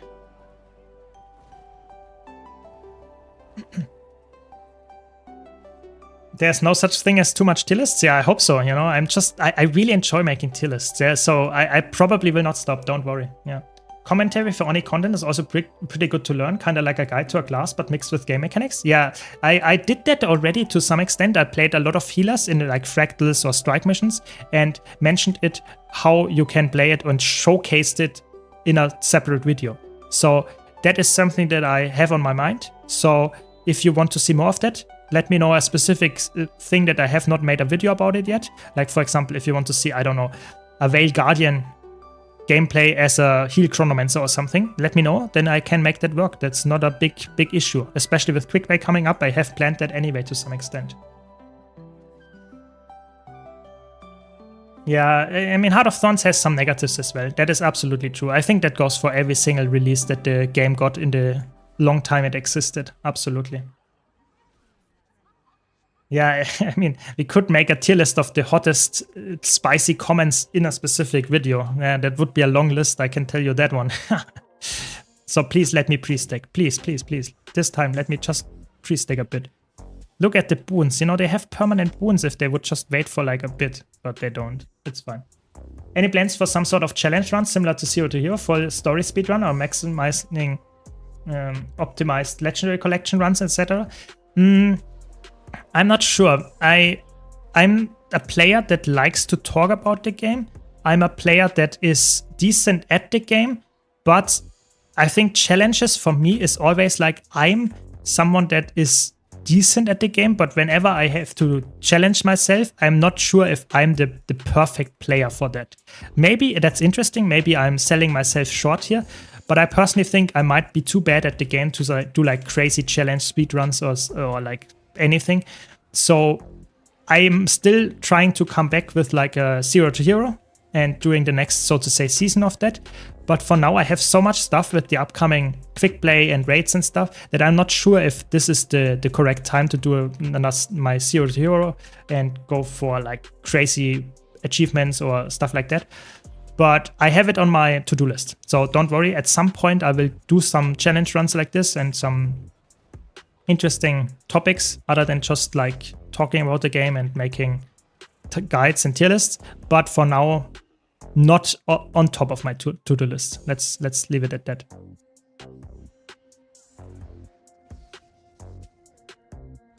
Yeah, it's true. You don't need to pre-stack if you have all the boons permanently. That's just the crazy brokenness of like the new specs or in general like the current meta. Like look at this. Like we don't do pre-stacks here. We don't need that stuff. And we just have all the boons anyway. Doesn't matter.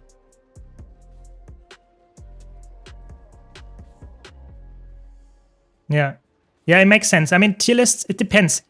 Even I would say tier lists are good for new players as well as veterans, because veterans like to hear different opinions and rating them, while new players like to see what they should choose. And a veteran doesn't really care about what my, so to say, recommendation is, because they might know, but they just want to know the opinion and share their opinion with me.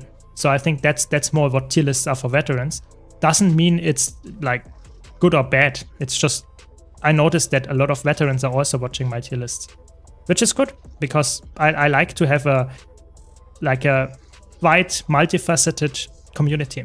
Yeah. So have to be a bit careful. That's the most dangerous part of the whole fractal, because if I read chat here, I will die. So better not read the chat here. Give some stability. You can completely ignore all the mechanics. Very good. Are fractals good for gold? Yes, absolutely. Even like normal tier 4 fractals, tier 1 fractals, even just play them every day. You get good gold. You get even better gold if you do the challenge mods on top of that. So definitely worth doing. Yes. If you can do them, do them. If you like to do them, then do them even more. It's really, really good. Really, especially with a fast group, you get so much gold for the time that you spend in them. It's really highly recommended.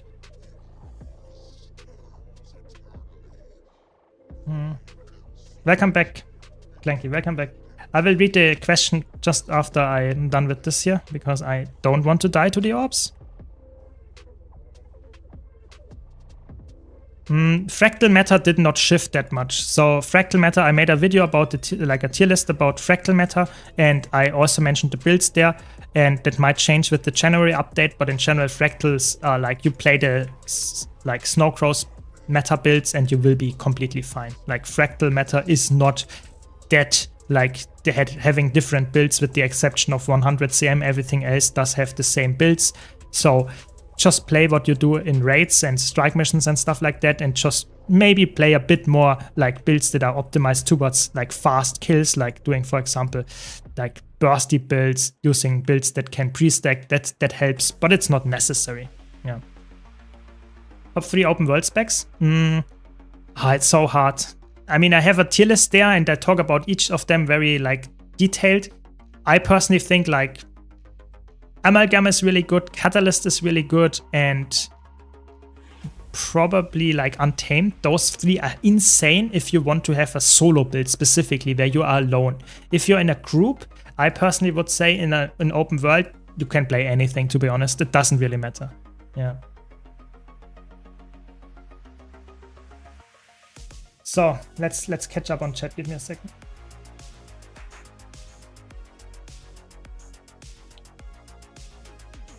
So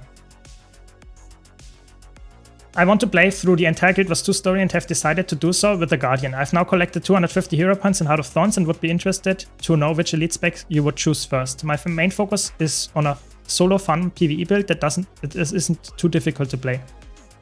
I have all the expansions and also the weapon mastery training. However, I can't play pistols yet because I haven't played Soto any further and would like to wait until I get there chronologically. Okay, let's think about it. I think Firebrand is like, to be honest, I would play Luminary. Nah, I'm not a bear player. No.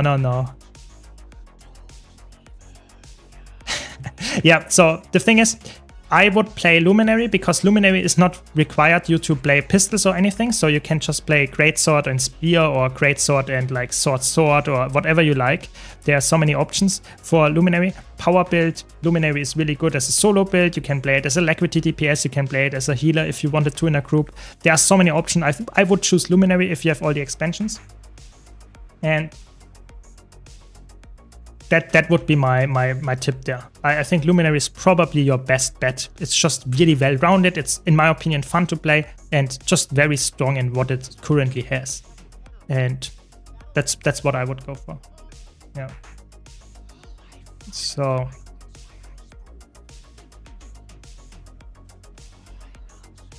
really, is it zooming out the camera, or is it? I don't know. I'm not sure. I should not have a problem with my camera. Hopefully. I mean, let me know if there's a problem, but I should not have a problem. I think I have it somewhat as usual. Yeah. I mean, the thing with the cameras is like that if you move against like thing like this one, it zooms in because you have a objective like a stone or a rock or something in the way, then it moves in. And if you have that in a boss fight because there's something coming from the ceiling or something like that, then that can also like affect your camera. But it's really like, if I have a settings guide about all the settings here, especially the camera settings, so you can check that one out and explain what I would choose.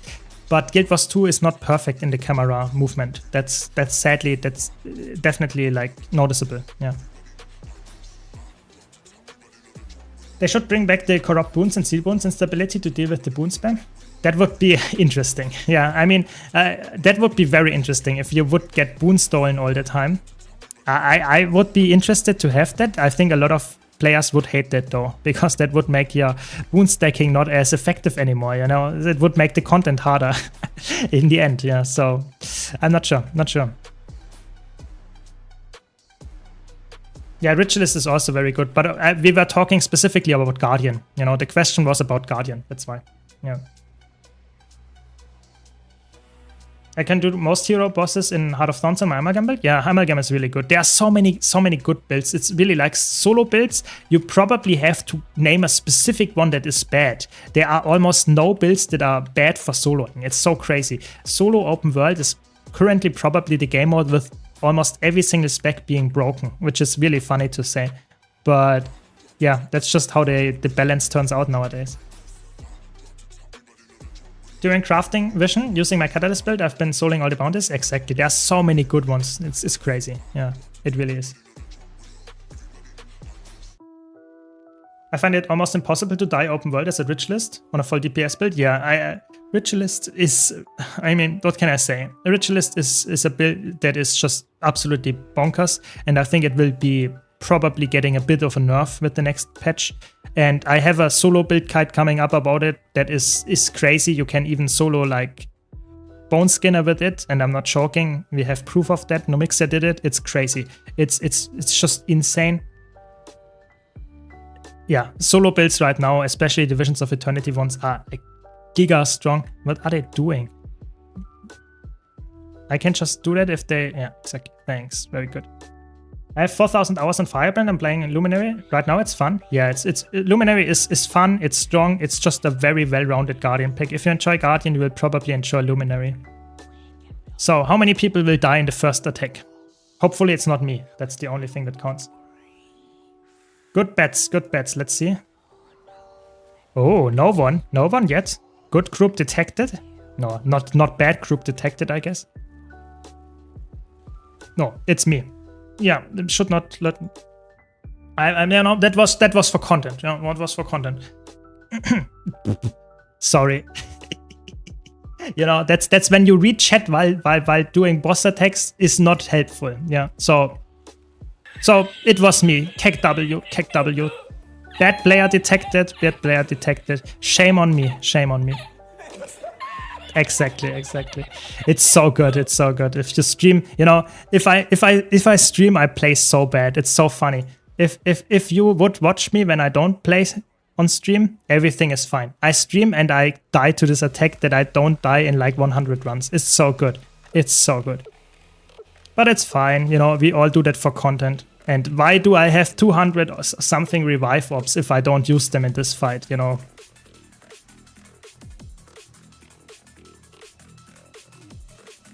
So, should we buy the discounted fractal keys? Yes, you should. It doesn't matter actually. Even if you don't play fractals, you should buy the deeply discounted ones. And if you play fractals, you should even buy the discounted ones. It's a profit. It's a net profit. Yes. It's really, it's a good thing to get. Do you think statics are going to be still needed to get coalescence once the raid quick play comes out? Hard to say. I think the raid quick play will not help you with coalescence. My take is that the raid quick play has different rewards than the normal mode raids. So I think, yes, for coalescence you probably need not necessarily a static, but you need a good group and not expect to get everything in the, how is it called, in the quick play. That's my prediction. But maybe you're right. Maybe I'm wrong. Maybe it's like really helping you getting coalescence as well. Who knows?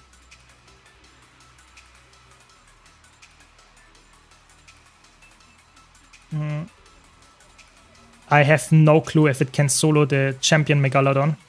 Who knows? I guess it could probably. I don't know. Underwater combat is really bad. Like, in Guild Wars 2, soloing underwater combat, I think that's like the most niche of the niche game modes. It's probably like solo builds underwater. That seems to be like crazy niche. Clip farming, yeah, exactly. Clip farming. That's what I'm doing. You got me there, you know. And I also want to mention, you know, oftentimes like people always expect me to say like crazy things in tier lists.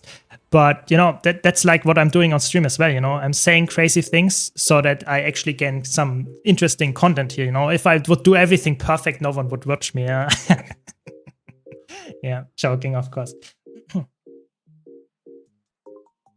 Yeah. Which is your favorite expansion? Even Live in World? That's a really tough one. In terms of features, I think like End of Dragons was a really good expansion in terms of the features that it brought and how the game evolved with it. In terms of like how the content played out and how the elite specs were, I personally actually enjoyed, for the most part, I mostly enjoyed Heart of Thorns the most. But I think it's really all about if a, like, I don't know. I think for me as a veteran, content that we get with an expansion like maps and stuff is all good, yeah. But I'm someone that enjoys the, how can I say, the longevity of features. So if we get features like strike missions with a specific content, and we get like really good longevity maps, that's way more exciting to me than having, for example, Path of Fire had probably the most cinematic story and probably has the most interesting explorable maps that you have. But in terms of longevity of the expansion, I think it's one of the worst expansions in the game. So I personally don't like Path of Fire for that reason, because I'm someone that actually enjoys having something to do even after years of the expansion dropped. And to be honest, I don't find myself going back to Path of Fire ever. Yeah, and that is a little bit sad because the maps are really beautiful and stuff. So for me, feature-wise, I think End of Dragons was somewhat on top, and in terms of like content that it released, I think it's probably Heart of Thorns for me. So a little bit of a split answer there, I would say. So Did we get it? Looks good. No one except me died. Exactly. Love your guides. I was watching your solo Catalyst build and I noticed your most recent ones use Scepter Dagger instead of the Hammer. Is it a big DPS drop to use the Hammer? So the Hammer is okay if you want to just have the class fantasy with the Hammer and stuff. If you want to get the most optimal DPS and also a ranged option, which is often in solo fights preferred, then I would say Scepter is just a very straight up better option. The problem is with like Hammer that it doesn't scale as well with condition damage. Yeah. And if you play Catalyst with a Celestial build, which you would do if you play it in a solo scenario, then having no condition damage or almost no condition damage on a weapon is quite painful. I thought I could get it off the last one. That's fine. So I personally think it's okay, but it's way better to go for Scepter over Hammer. You cannot even go Pistol if you want to have a different weapon than Scepter. I think Hammer is okay. Don't play Spear, don't play power-based weapons. You can even play Sword if you wanted to, but Staff, Spear, those are not good. Would not recommend those. Never did raids, but I would assume that's the mode. Yeah, it's like classic raid modes, yeah. You would need a group composition the most. How will that work with quick play? That is, I have no clue how that will work.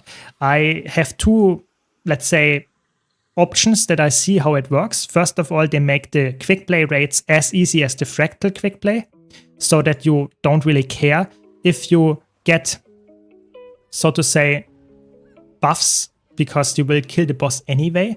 So you can do the boss without quickness or alacrity because you get randomly match made. Or the second option is very interesting to me as well. Maybe they give you permanent boons. Like, permanent boons are already existing in the game. Just you have to press a few buttons. So why not give permanent boons anyway? And you can do raid quick play that way. Maybe that's the way they will do it. Who knows? I think the ideal way would be some kind of role selection. But I think that is very unlikely to happen in the first iteration of raid quick play. Yeah. I think that seems to me rather unlikely that this will be in the first version. But in the end, hopefully that will come out at some point. I'm not sure. That will be quite challenging though for Guild Wars 2. Yeah, to make a raid role selector. I think that's way more challenging than in other games. We have to... I can't take it any longer. Okay. Good. It's actually a quite decent group with portals. I like it. Yeah, that's my idea. Yeah. How do you make your own build? I struggle understanding how trades work and make everything complement. So for me, it's like I have a specific... It's like a specific like structure. So for example, if you know a build wants to be a specific role, you go from there. You think about, okay, what weapon would I choose to fill this role on this specific spec? And then you go one step after the other. Then you think, okay, what do I need to make this role work? Like, what kind of boons do I need? What kind of gear do I need? And then you go one step after the other. I personally think that is for a veteran way easier to do than it is for a new player. So if you want to get more knowledge about traits and stuff, I have a whole series where I talk about all the traits of all the core classes. So that should help you understand the classes a bit better. But in general, it just comes with time. If you want to make your own builds, you just have to play the game more, understand a bit more in terms of like how you deal with specific mechanics, how you can get the boons out, how you can use your weapons to skills the most and stuff like that. And it goes even more like that in competitive modes, where of course player skill is way more important than gear. Yeah. So as slowly but surely you learn about the game.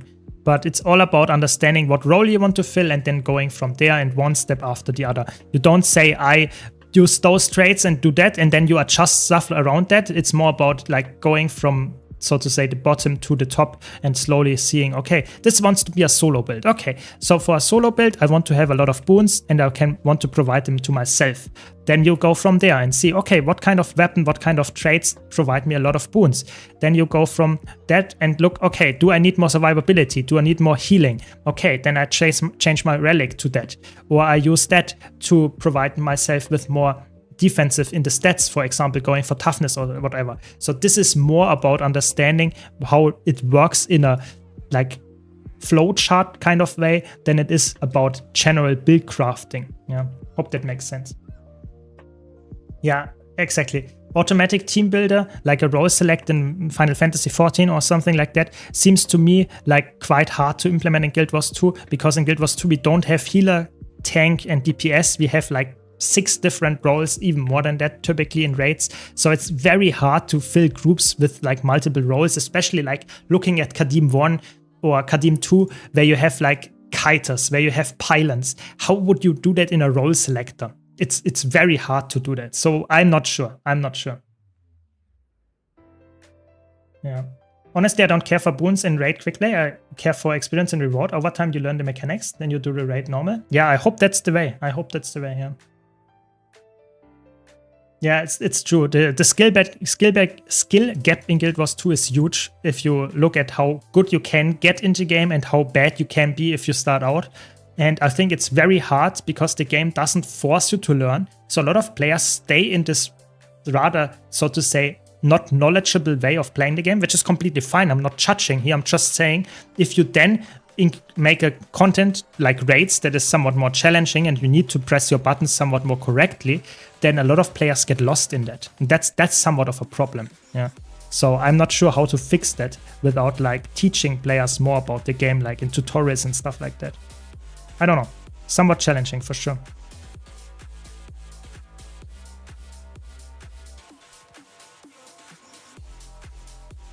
Exactly. Like tier 1 fractals, exactly. I'd recommend to learn by leveling, then go guides first, and if you know what you're doing, start using your builds adjust your build to your liking. Exactly. I think you start leveling, try out some things, and slowly learn what the class is capable of, then watch some guides to understand why and how people think about a specific build and what you would choose, and after that you can slowly adjust the build to your liking. Yes, exactly.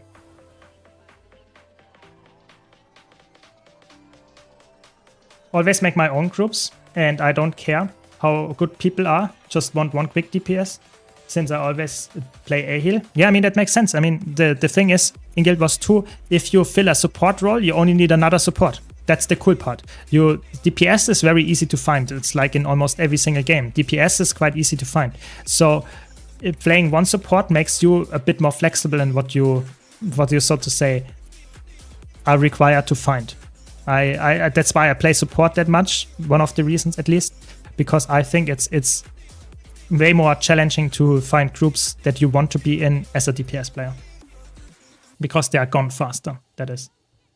Teaching players is the way to fix it, I think. Guild Wars 2 explains a lot of things poorly. Yeah, I think like making better tutorials or making tutorials at all is definitely would help the game a lot. I'm not sure if ArenaNet is seeing that the same way. If they do, they really have to improve on how they actually implement that in the game, because right now it feels like they don't have that many tutorials aside from the starting zones tutorials and stuff like that. So yeah, I don't know. We will have to see how they continue with that in the future. I've been playing for a year. I'm now at 75% of my full power. I'm evolving. Nice, very good.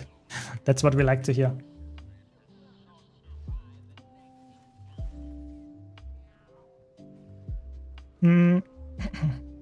I don't need to see people's builds before they join. I just want to know what role they are before they join. Yeah, exactly. I think it would be nice to have some kind of way of seeing if they can fulfill the role. So in Guild Wars 2, it would be either you have to make a system that is able to check if someone that is queuing up for a healer, if the role selection would be coming, has enough healing power to actually fill this role. Because you don't want a healer that has like full berserker gear and doesn't have any healing power. That's not gonna work. So is it like in the system, or do you want to have a gear check where you can check what someone else has? ArenaNet is very reliant on not having that in the game because they are really like holding back with stuff like that because they think it might be leading to toxicity, which could be correct. But gear checking in Guild Wars 2 is something that is a bannable offense if you do something like that. And of course, it doesn't exist in the game. So I think it's quite unlikely that they will ever produce that and put it in the game. So I don't know. I think like it's really hard to make a system that is not toxic and helpful and maybe, so to say, teaches players to do the correct party composition and stuff like that. I don't know. Seems very challenging to me to make that perfectly possible. I don't know. Seems very... I don't know. I really don't know how to fix that. I don't want to be in their shoes. I think it's a quick play is all good, and I think that's very likely that we will get a very good iteration of quick play, but I think a role selection seems very unrealistic, and I am not very sure if they will ever find a way to make role selection somewhat reasonably working without too much of a downside. That's my honest prediction there. If you were to craft legendary armor again, which weight class would you go for? That's a tough choice. Tough choice. I would probably go for probably for light armor, to be honest. I play light armor classes with the most different builds. That's what I would do. But it's really like I play all the classes, so I'm the wrong person to ask because I play all of them. So I always have a reason to have a legendary armor for that one. But probably light if I would have to be nailed down on a specific one. Yeah. It's hard with the boons though because of the variance in boon duration uptime requirement based on different build requirements. Exactly, it's not just about healing. You have sometimes you need boon duration, sometimes you don't. Sometimes you want to have some kind of toughness to be the tank, sometimes you don't. I don't know. It seems like very challenging to me to make a quick play with role selection work in Guild Wars 2. I don't know. It's not as straightforward as a tank, healer, and a DPS. That's just not. And that's definitely somewhat of an issue for making a system like that. Yeah, exactly. I think you have to be careful. You don't want to have an environment where people have toxicity because you play a certain build. We had it in the beginning of Guild Wars 2, where classes for dungeons were the endgame back then, were just excluded. For example, Necromancer, no one wanted to see a Necromancer because it was considered having really bad DPS. And the same goes for Ranger. So in a lot of cases, people were just, so to say, how can I say, they were just discriminating against certain classes. And we don't want to have that with quick play coming up, because having gear check, having some kind of thing that checks how much stats you have, or like role selection that checks something like that, leads to some kind of like discrimination against certain builds. And that is not necessarily what you want. You want to have a healthy environment, you want to have some kind of fun gameplay loop, and everyone is happy with what they can and want to play. And I think quick play should be more accessible for most players than just making meta builds only there. That's my take. If you go to normal mode, challenge mode, even legendary challenge modes, that's different. Sure, then you need to go for meta builds. But for quick play, I think forcing someone off their open world mechanist build might not be the smartest way. I think you should have some kind of healthy middle ground there. Yeah. Do you know if I can sell the original gobblers after getting the Wizard's Gobbler? So you can, if the thing is if you mean sell or delete, you can do that. You just have to make sure that you have the Wizard's Gobbler, the thing unlocked. So if you go there, show me my gobblers, and then you have the Candycorn Gobbler and the Snowflake Gobbler or whatever gobbler you have, you can delete them. Selling them is not really like, yeah, you can, I don't know how much you get, but it's not like a lot. So you will not get rich by doing so. But the actual item is not important. That is true. That is absolutely true. I just would double check if it's in the Wizard's Gobbler before you delete it. And if not, you have to talk to this NPC where you got the Wizard's Gobbler from, I think. Do you think the next Arena launcher DLC sale, when that will happen? Probably like not... Oh my god. Probably. I don't know. I think it will happen probably around like March. I would guess, because that's typically on a, like some kind of like 2 to 3 months cadence. But maybe end of February. Maybe we will see. I will definitely keep you posted if I have. I will always do a community post and a Discord message or something. But in general, I would say probably like end of February is my prediction. But I have no proof of that, I would say. I mean, they are not pre-staking anyway, so okay.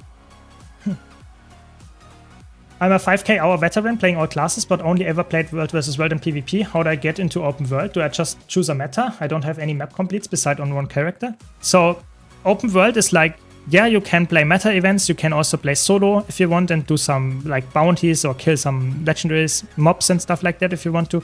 But oftentimes you choose a meta. You type in the wiki here in the chat. You type /wiki and then ET, not for the alien, but you type that for getting the event timer. Yeah, that's the abbreviation for that. And where is it? Where is she? Okay, so you type that, and then you can open the wiki, and the wiki will tell you where the next event will happen. So the next meta event, and that's typically what most players in the open world do, doing meta events, and they will give you gold. They have a chance, most of them, to drop infusions. That is something that I would recommend doing as someone that wants to get into open world. Meta events is the way to do it, I would say. Couldn't they just check if the client is like the concentration or healing power are high enough? I don't know. Maybe they could. Maybe they could. I have no clue about the capabilities of their like back-end services. Maybe they can do that. Maybe they don't want to do that. Maybe they just cannot do that. Who knows? But I think stuff like that would be somewhat necessary to make role selection really work in raids. Yeah. Yeah, you wanted, back in the old days, you wanted Elementalists, Mesmers, and Warriors. That was typically, maybe Guardians. Those four were the classes you wanted, yeah. Community solutions are usually worse than an in-house solution. That's how we got KP, and most people agree that KP is half-baked system in lieu of a better one. Yeah, I agree. I think, like, in general, like, Killproof is just not a very good system, but it's the best system we have because we don't have an in-house system. And I think it will never get an in-house system because Arena is very hesitant to do stuff like that, which is somewhat sad, but also somewhat like understandable. They don't want to have toxicity in the game, and that might lead to toxicity, but Killproof are already somewhat toxic. So I don't know. It's a tough topic. It's really, you cannot make it perfect either way. I don't know.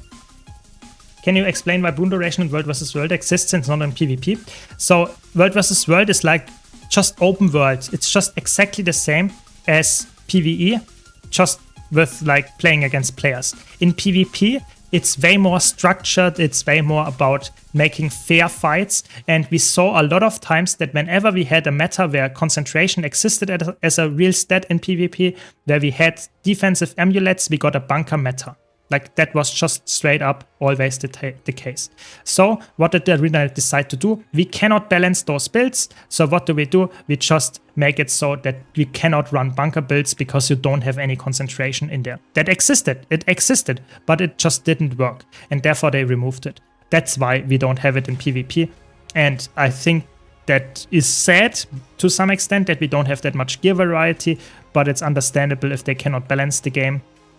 That's just what you have to do, I guess. Yeah.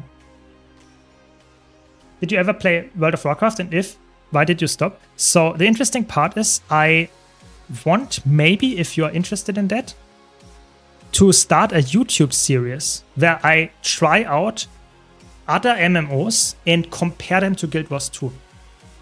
I did play World of Warcraft for I think like 3 hours in the tutorial, and it didn't click with me yet. But maybe that will change if I play more often, if I play deeper.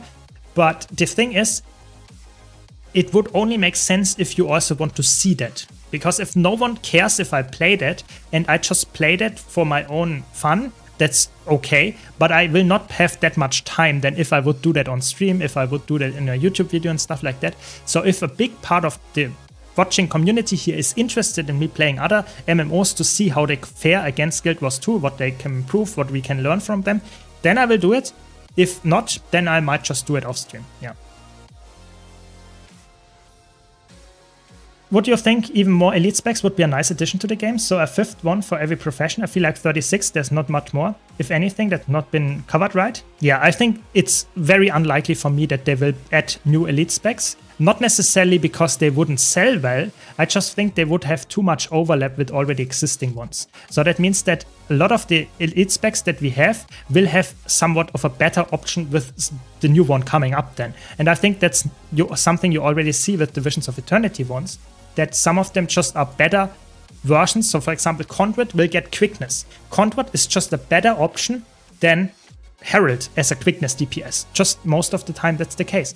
And that will just get even worse if you have more, how can I say, even more elite specs coming with a future expansion possibly. So I think it seems quite unlikely. We don't even have a confirmation about the next expansion yet. So not sure when and if it will happen and what it will include. So we will have to see.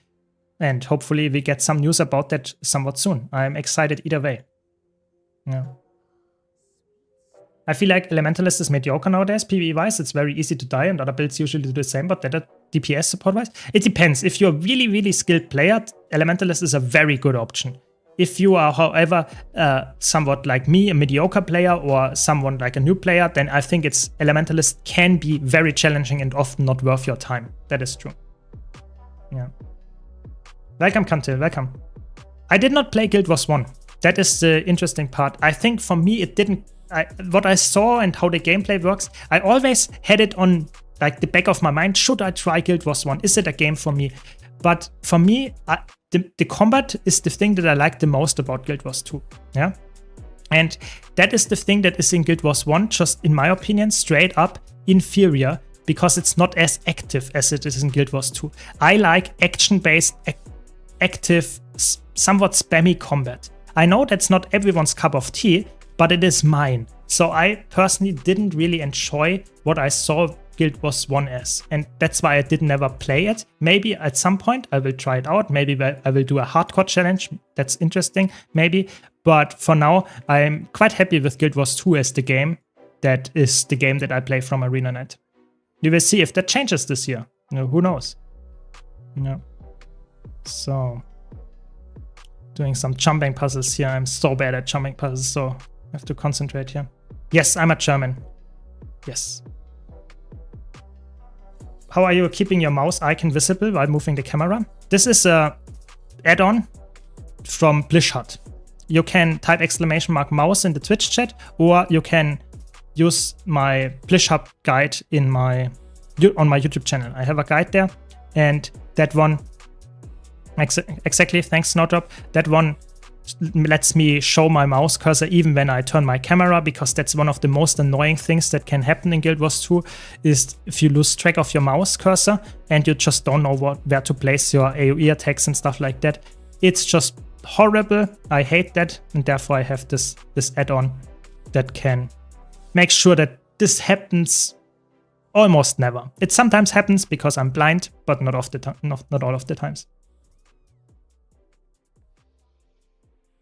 I can't go other MMOs and do all the constant grinds of new gears. The old gears would be nerfed or usable. All the expansions become insignificant. Yeah, exactly. That's a big problem that you don't have in Guild Wars 2 and you have in other games, that you have to do the gear grind, and therefore that's something that really makes Guild Wars 2 stand out. Yeah. Like Guild Wars 2, WoW is one of those games, just jumping in, then you think you are going to perform at a high-end level in a couple of months. It's just pipe dream. Yeah, it's definitely like that. And I don't have this in my mind. If I try a new game, I want to get to the best level, but I know it will take me months typically, or years even. So that's completely fine. I just oftentimes don't have the time to spend enough time on that game, if that makes sense. So I sometimes don't even start in the first place, which is a little bit sad, but that's just sadly how it goes, I guess. Yeah. Welcome, Neptunes. Welcome, welcome. Yes, Happy New Year to you too. Yes. How would you feel like if ArenaNet would copy the idea of Guild Wars 1 having a secondary profession? I think that is a balanced nightmare. I think it would be really fun for theory crafting, but in terms of balancing in Guild Wars 1, it was possible. But in Guild Wars 2, having like a dual profession, I think that is so hard to balance. I don't see a world where this is like realistically possible. I really don't see that. If I get proven wrong in the future, mad respect, but I don't see that. I think it's just horrible to balance. You can see that with the 36 elite specs that we have right now. It's almost impossible to make most of them relevant. And having dual specs also, the game would break apart. I really think so. Let me quickly hydrate again.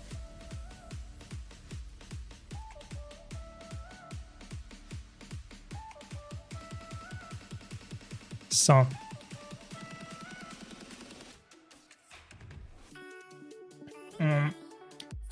I'm exactly the same.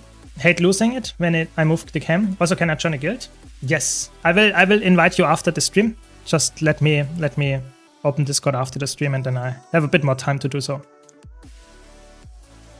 That's kind of what we are doing with the different weapons being used in all classes. Exactly. I think like that might be a hot take, and maybe I have to do a video about it to get some spicy comments here again. But I think one of the biggest mistakes they did with expansions was making Soto weapon master proficiency, or however it's called, so that you can use all elite spec weapons on all elite specs. I think that was a rather bad design decision, because it led to a world where if you want a ranged condition-based weapon on, for example, Revenant, you always take short bow, which is fine, but that was the unique selling point of Renegade.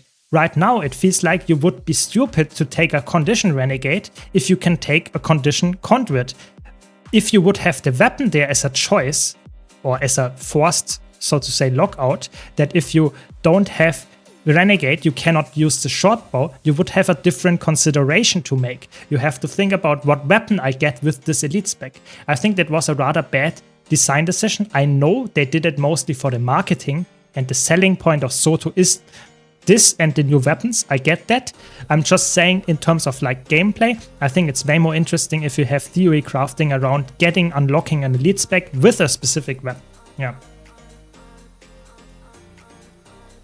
That's just my take on that. Like, I agree, it feels a little bit like multi-classing, and it's okay, but I think it should have not been there in the first place. Yeah. Yeah. What's the best way to farm hero points? Probably a hero point train, or if you want to... Oh, I should have gotten the chest. Stupid. But okay, it doesn't matter. The thing is, you should... I wanted to showcase, that's what I wanted to do.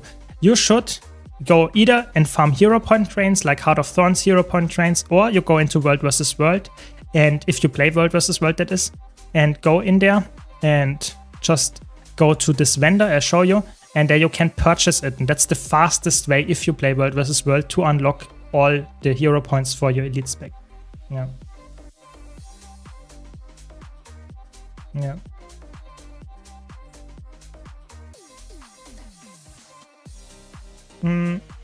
I think it's worse for Revenant, since most of them play very much the same. Yeah, I agree. I made a whole video about that topic, that Revenant is like having a big problem with like class identity or elite spec identity, and that it's not flexible at all. And I think the weapons are a big, huge part of that.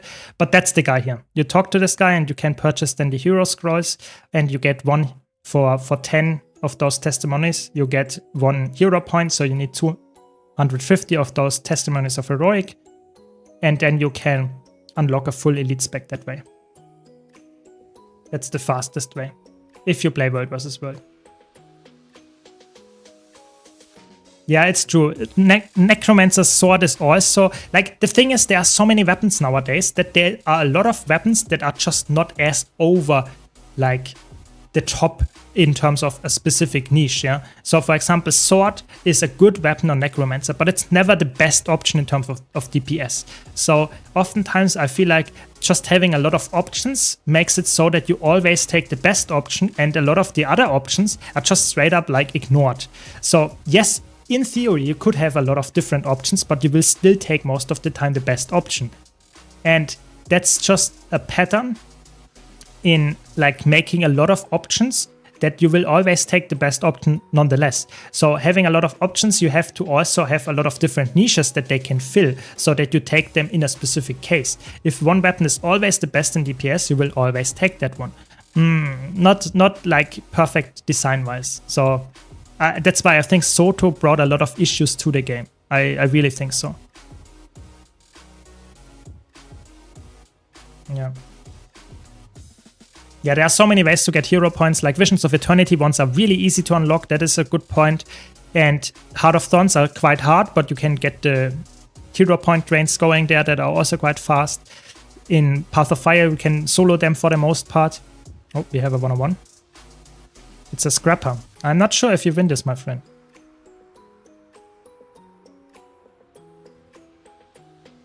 It's a Condi scrapper. I mean, I take that. Is it the forbidden build? With just on scrapper?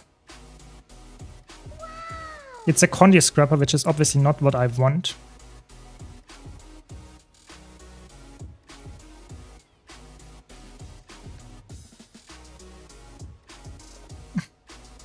They got me. Thanks for the sub slip. Really appreciate it. Thanks for the prime. Thank you for your support. Yeah, that's what I meant. I'm playing against the Condi build. I have no chance if they have like way too much Condi application. That's the sad part. That's the rocks, paper, scissors that I mentioned earlier. I didn't play that well. I want to mention that as well. But I have not enough Condi cleanses to deal with that. If I play a build that has way more Condi cleanses, then this looks completely different. Yeah. Do you think Obsidian Armor for Legendary is the best to grind for? I think it's the easiest to get for most players, yes. Not necessarily the best. If you play a lot of raids, raids might be better. And if you play a lot of PvP, PvP might be better. But I think for most players, Obsidian one is probably the overall best one, yeah. I feel like maybe if they had some unique utility skills for the legends they could choose to slot in, that could maybe help like 1 or 2 tied to the legend in the lead spec. But so much of the lead spec is designed based on just getting a single legend. Yeah, exactly. You lose a lot of flexibility because of this legend dilemma, I would say, that you are forced to have 5 utility skills all the time. And you cannot change a single one of them. That's the biggest issue. Agreed. Yeah. Yeah. So if you want to have the mouse cursor like this, like I said earlier, either you type !mouse in the Twitch chat, or you can check my YouTube videos for Blishot guide. Yeah, so I have a guide here to set up this specific add-on. It's legal, you can use it. And in there is a specific module called the mouse cursor add-on module. And then you get this mouse cursor to look like that. And it's very easy to set up. Yeah, I have a full guide about this. Yeah, thanks Snowdrop again. Yeah. World vs. World, built for power-based Conduit Revenant. Yeah, Conduit is... No, don't kill it before I get there. Nice, they waited for me. Very good. But yeah, in general, I would say Conduit, you can play a power-based version of it, but Conduit is just straight up better, I would say, in a lot of cases. Because in World vs. World and roaming, that's the sad truth, to be honest, about roaming. If you play a build that is somewhat fair, you will lose. You want to play builds that are like really annoying to fight, that are really hard to deal with, and just Condi builds and tanky builds with Trailblazer, Celestial Gear, or playing a full burst setup that one-shots people. This is way more likely to succeed than playing something that is somewhat fair and trying to make a power bruiser build that is just really challenging. It's just sad, but it's the current World vs. World roaming meta. Yeah. So I'm streaming for a bit more Neptunes, but not that much. Like, I don't stream the whole day, sadly. But I will stream tomorrow. So you can also catch me tomorrow. Why Staff is the better option than Sword for Necron PvP? Because Staff provides a lot of utility. Yeah, you have some Condi transfer, you have some Fear long ranged, and you have some Life Force generation with the trait.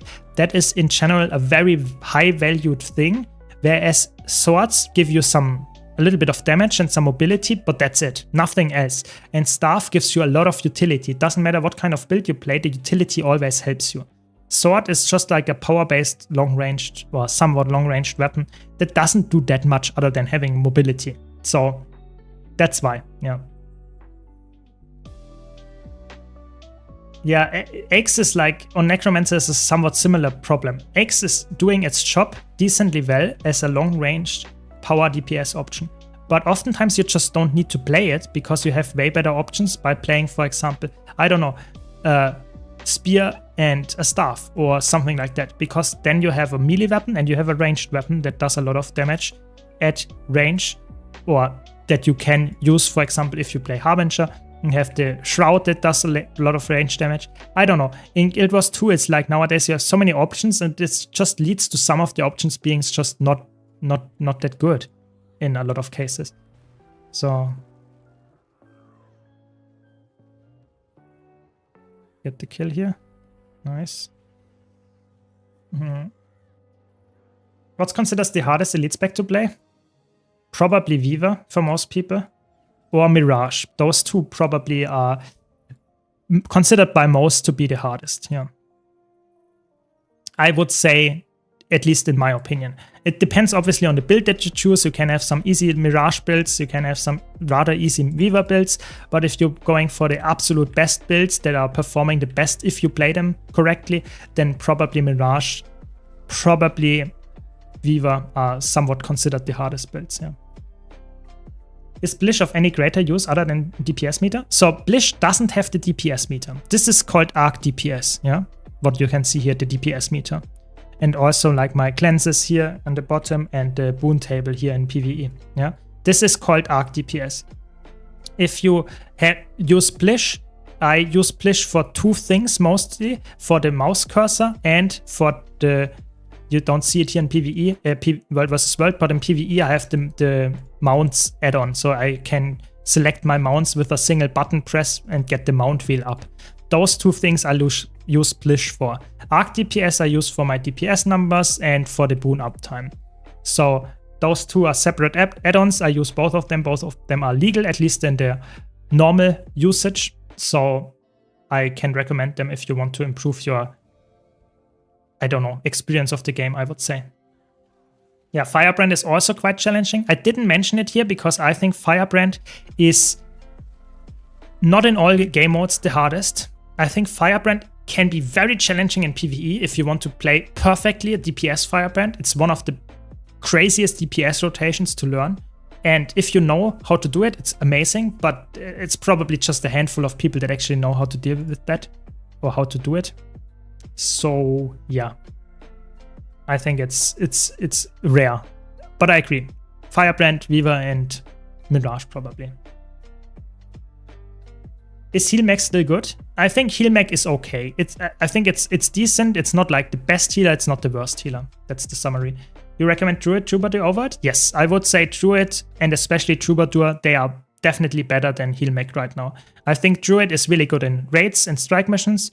Troubadour is really good in fractals and raids and strike missions, so I would probably recommend for most people to pick up Troubadour if you don't have a preference in the class fantasy, but all three are working perfectly fine as a healer. Yeah. Yeah, Firebrand has really high actions per minute, while also having, if you play the DPS build, like one of the hardest rotations to learn, because it's not a rotation in that sense. It is a priority loop. So that means that you have like 20 skills that you have to track in your mind, so to say, the cooldowns of, and have to press the priority depending on where they are in the specific, yeah, so to say, current situation, current recharge. So one of the hardest builds to learn, yeah. Will the Candy Corn Gobbler come back into the store before Halloween? Typically not. Typically not. Yeah, pathing is also awesome. Of course, if you have map exploration going on, pathing is awesome. Yeah, but I don't do map explorations nowadays, so I don't use it. But for map exploration, it's really, really good. Helps a lot. That's true. Would you be more interested in next Guild Wars 2 expansion or Guild Wars 3? Maybe to add like Guild Wars 2 expansion in a year or Guild Wars 3 expansion, Guild Wars 3 in 3 years? That's a really tough question. I think it heavily depends on what the next expansion will deliver or how Guild Wars 3 will look like. I think, to be my honest answer there is, I don't care. I want to happen. Either one of those would be fine. I would just be very happy if we get one of those confirmed rather soon. That's all I want. Just more stuff to talk about, to play. That's what I like. And hopefully we get both. But to be honest, right now, I just want the confirmation of one of those. Really, that's my biggest hope. I really hope that in 2026, we get at least something new to play. A new expansion, maybe an announcement of Guild Wars 3. Who knows? But I wouldn't care. I really wouldn't, because both of them are, for me, amazing options. Yeah.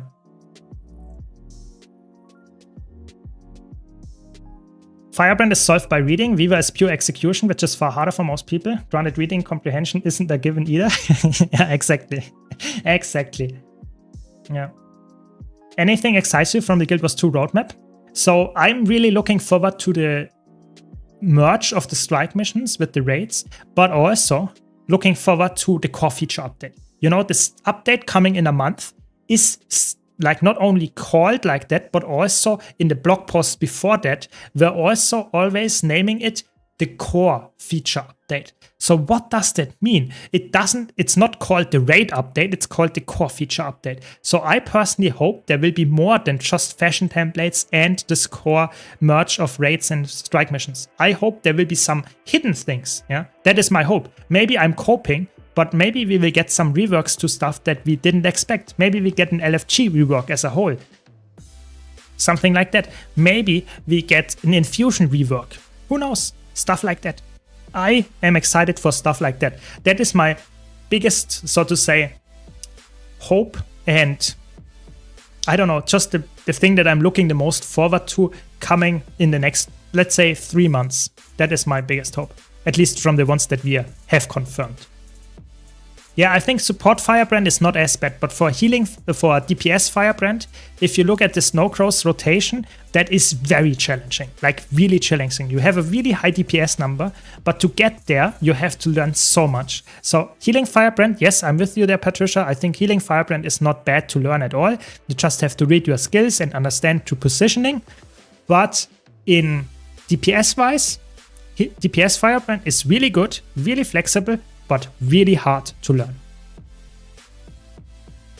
If they do Guild Wars 2, I only want Asia server. Right now I'm in permanent 200 ping. Yeah, that would be so good. Like making an Asia server. But the problem is, the thing is, Guild Wars 2 exists as a specific China game. Yeah, so they have a very specific game that is China. Yeah, that's to some extent it's a different game. And the problem is, I'm not sure if they want to make a specific Asian servers for people that are not playing on like the Chinese version. So I'm not completely sure how that works, how they will do it, but I would love to have that, because I know for a fact that a lot of people, or a decent amount of people in my community, are playing from Asia or Australia, and they don't have Asian servers. So they have just horribly high ping. So I hope they will do something about that. I wonder if they ever would even add a Guild Wars 3. I don't know. I have no clue how Guild Wars 3 will look like. I made a video about it like last month, and my facts that I know, like the deductions you can make from that. But to summarize, there is not that much known, and we will have to see until they announce something. That's the only thing that gives you absolute assurance that this will happen. Yeah. It is somewhat similar to co-engineer Firebrand, I would say, because you also have to juggle your tomes on condition Firebrand. So it's somewhat similar to co-engineer, yes. The thing I see the most with new Firebrand players is that they don't mesh their skills fast enough. Yeah, exactly. It's all about, it's not only about like understanding your skills, but also about very fast actions per minute. True. I only started this game in November. How long do the expansions usually keep the community engaged? It depends a bit what you mean with engaged. So we have like now the expansion launch in November, and then we get the next update in February, and then the next update after that in May, and the next update after that in August. That is already confirmed. So is that engagement for a year? Probably not, because some of the older patches showed us that the patches that we will get are more likely to be a little bit smaller and not as big as the expansions. But we will see. Maybe the core feature update brings so much that the community is like insanely like excited again about the game. We will have to see. But I would personally say the community is engaged for now, and hopefully that stays for the next 2 months. But maybe the core feature update is not enough for that, and we will have to wait until like August to get a really big update again. So for now, I would say probably 2 months.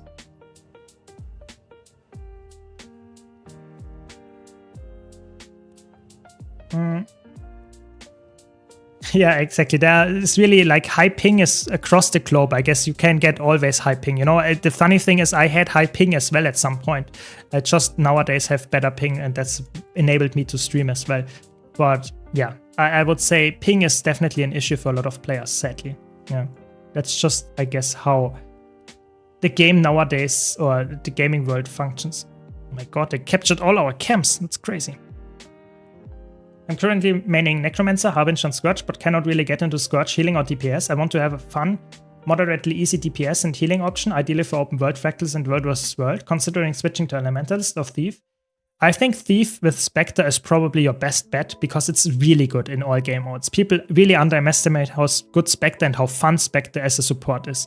So that would be probably my top pick if you don't have a class preference. I think Spectre from the ones that you mentioned there is really good. It's really easy to get the hang of it because it's just really like fun, and you play it rather similarly in all game modes, so you can master it, then you will get a lot of value from it in all game modes. It's really good. I can highly recommend it.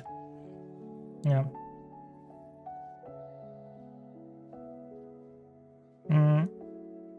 I said at 250 ping, it makes some mechanics almost impossible and some damage numbers unreachable. Some classes just don't play well with higher ping. Absolutely. And I think that's like sad, but on the other hand, understandable. It's like a action-based game. You cannot expect to get the perfect numbers if you have like a delay that is on top of your human delay. So I don't know. I feel like it's sad, but if ArenaNet and you cannot fix that issue to some extent, then you have to build around that. That's just sadly the truth here. I would personally say if you play some classes like Warrior, Guardian, stuff like that, it's probably easier to get around this issue than if you play like Mesmer or Thief. So, but in the end, high ping is always horrible. I know. Have to dodge early in most fights. Yeah, you have to understand a fight way better than a lot of other players because you actually have to know when attack is gonna happen, and then you have to also calculate your ping in there, so that you mean that you typically have to dodge before an attack actually happens, so that you dodge while the attack would hit you. It's really weird, it's horrible, and it's something that you have to learn, but you can play around it, yeah. Yeah. Honestly, if Guild Wars 3 isn't a 10-year Unreal Engine 5 game, paid alpha or mobile game, it will be in the top 10 already. Yeah, I mean, it's if Guild Wars 3 is in development, and if it is really Unreal Engine 5 or it's like a new game that they are currently developing, then it's very likely to be a top game if it's not a mobile game and not pay to win like crazy stuff that we have in like, oh, they're disengaging, okay. Oh my god. It's a rifle warrior. I will just disengage here until the Berserk mode runs out.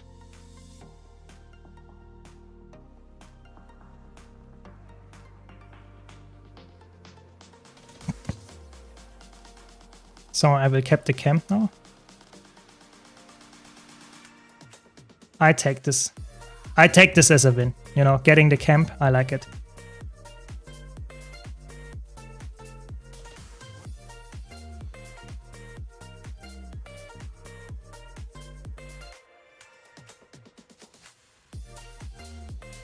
Got you. That is always a scary matchup because they have like one attack that can just one-shot you. But it's fine, we got it. And we got the camp, I like it. Yeah, but I think, to be honest, I made this whole video where I have a really well-researched thing about what the facts are, about the job positions, what ArenaNet had and whatever. But I think it's quite likely that they are currently working on another game. I don't know if it will be called Guild Wars 3 or whatever. But I think it's also very likely that it is still years, like probably 5 years away until it drops. So don't get your hopes up that we will get a Guild Wars 3 alpha this year or something. Not gonna happen. I don't see that. It's maybe that will age like milk, but I don't see that is like realistic. So personally, I think it's more realistic to say we get 1, 2, maybe 3 more expansions of Guild Wars 2, and then we slowly go and say, okay, now it is likely that they are going into maintenance mode. But for a new player, there is so much content in Guild Wars 2 that even a maintenance mode, you will have like years of content to do. It's just for a veteran, yeah. I don't know about what engine they would use. I have no clue. I'm just saying they're hiring people that have experience in Unreal Engine 5. That's just a fact. That doesn't mean they actually want to develop in Unreal Engine 5. Maybe they just want to do something that is similar to that, or people that have experience with that. Because Guild Wars 2 is also built with an in-house engine. So a lot of the times you would want to have developers that actually know how to build their own engine, and therefore you want someone that actually has experience with another engine. I guess that makes sense. Yeah. Yeah. Happy New Year to you as well. Happy New Year. Did not know you could see the ping in options. Yeah, you can see the ping in the options, and if you have ArcDPS installed, you always see your ping and your frames and even your response time if you have the metrics window open as well. But you can also see the options. Yeah, that's true.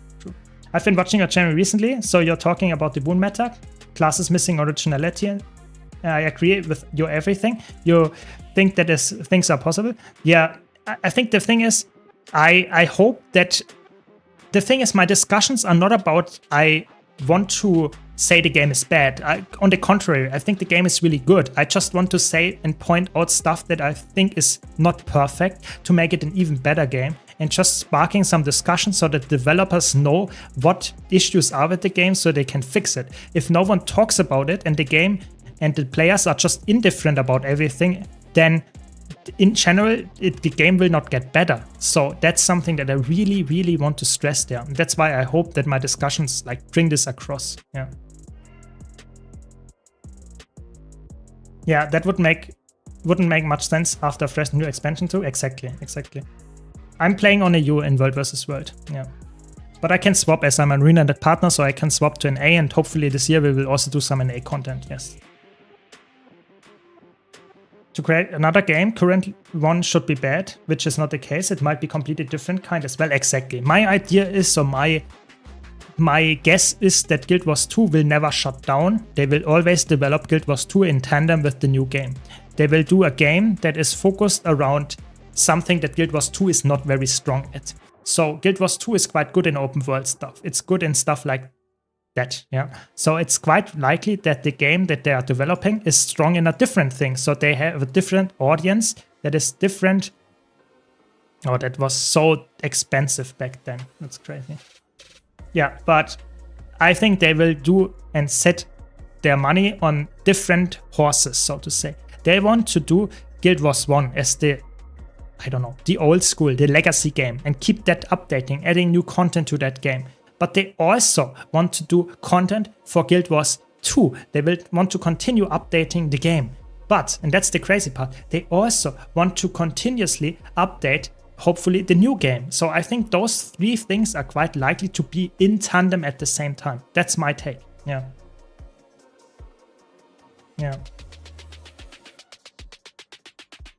I think Generation 3 is spears. I mean, that's a good topic here to bring up. I really hope we get a Generation 3 spear, but it's obviously not related to that. But I hope we get that at some point, but it's really sad that we don't. Yeah.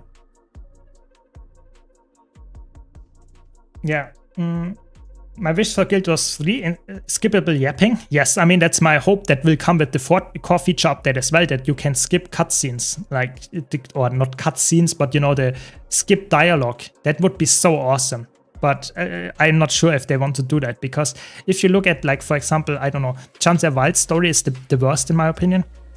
If you look at Chant der Wald's story and you would have skippable dialogue in those cutscenes, then the story would probably halve in time, how much time you spend in the story instances. And I think they want to have it as long as possible so that people are playing the game for longer and feel like the update gave you more content than it actually did.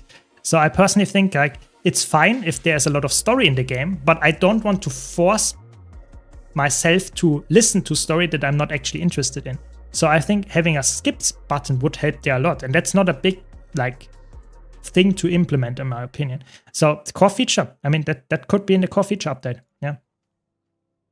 Firstly, I love your content, and I Question. I'm struggling to decide whether to main Elementalist or Mesmer and mainly like to play Boon DPS. What would you say is either one brings better? I think Boon DPS, Elementalist is better in terms of the DPS part of it. Yeah, with Evoker, for example, or Catalyst, they have really good Boon DPS option as raw DPS. If you want to be the guy that brings DPS, but also a lot of utility, then Mesmer is the better option with Troubadour and Chronomancer. So depends a bit what you are going for. I personally think if you play a Boon DPS, both options are completely fine. Going for a bit more DPS with Evoker or Catalyst, or going for a little bit more utility with Mesmer, with Troubadour and Chronomancer. Yeah. There's an interview with Colin that he regrets not supporting Guild Wars 1. Exactly, and that's what they changed now, because they are supporting Guild Wars 1 and hopefully Guild Wars 2 even after Guild Wars 3 or whatever they are developing is coming out. That's like almost a given, I would say. Let's switch to my other scene so we can actually talk about this, because this is really something that I want to mention here. So this is definitely noticeable. But yeah, let me bring that up here on screen. So yeah, but my hope is really that Guild Wars 3 is something that is like on the horizon, if it's on the horizon, but Guild Wars 2 will never die. That is my really, that's what I expect. Yeah, I really think so. How's World vs. World with the new server system? Is it harder for a new player to just get in?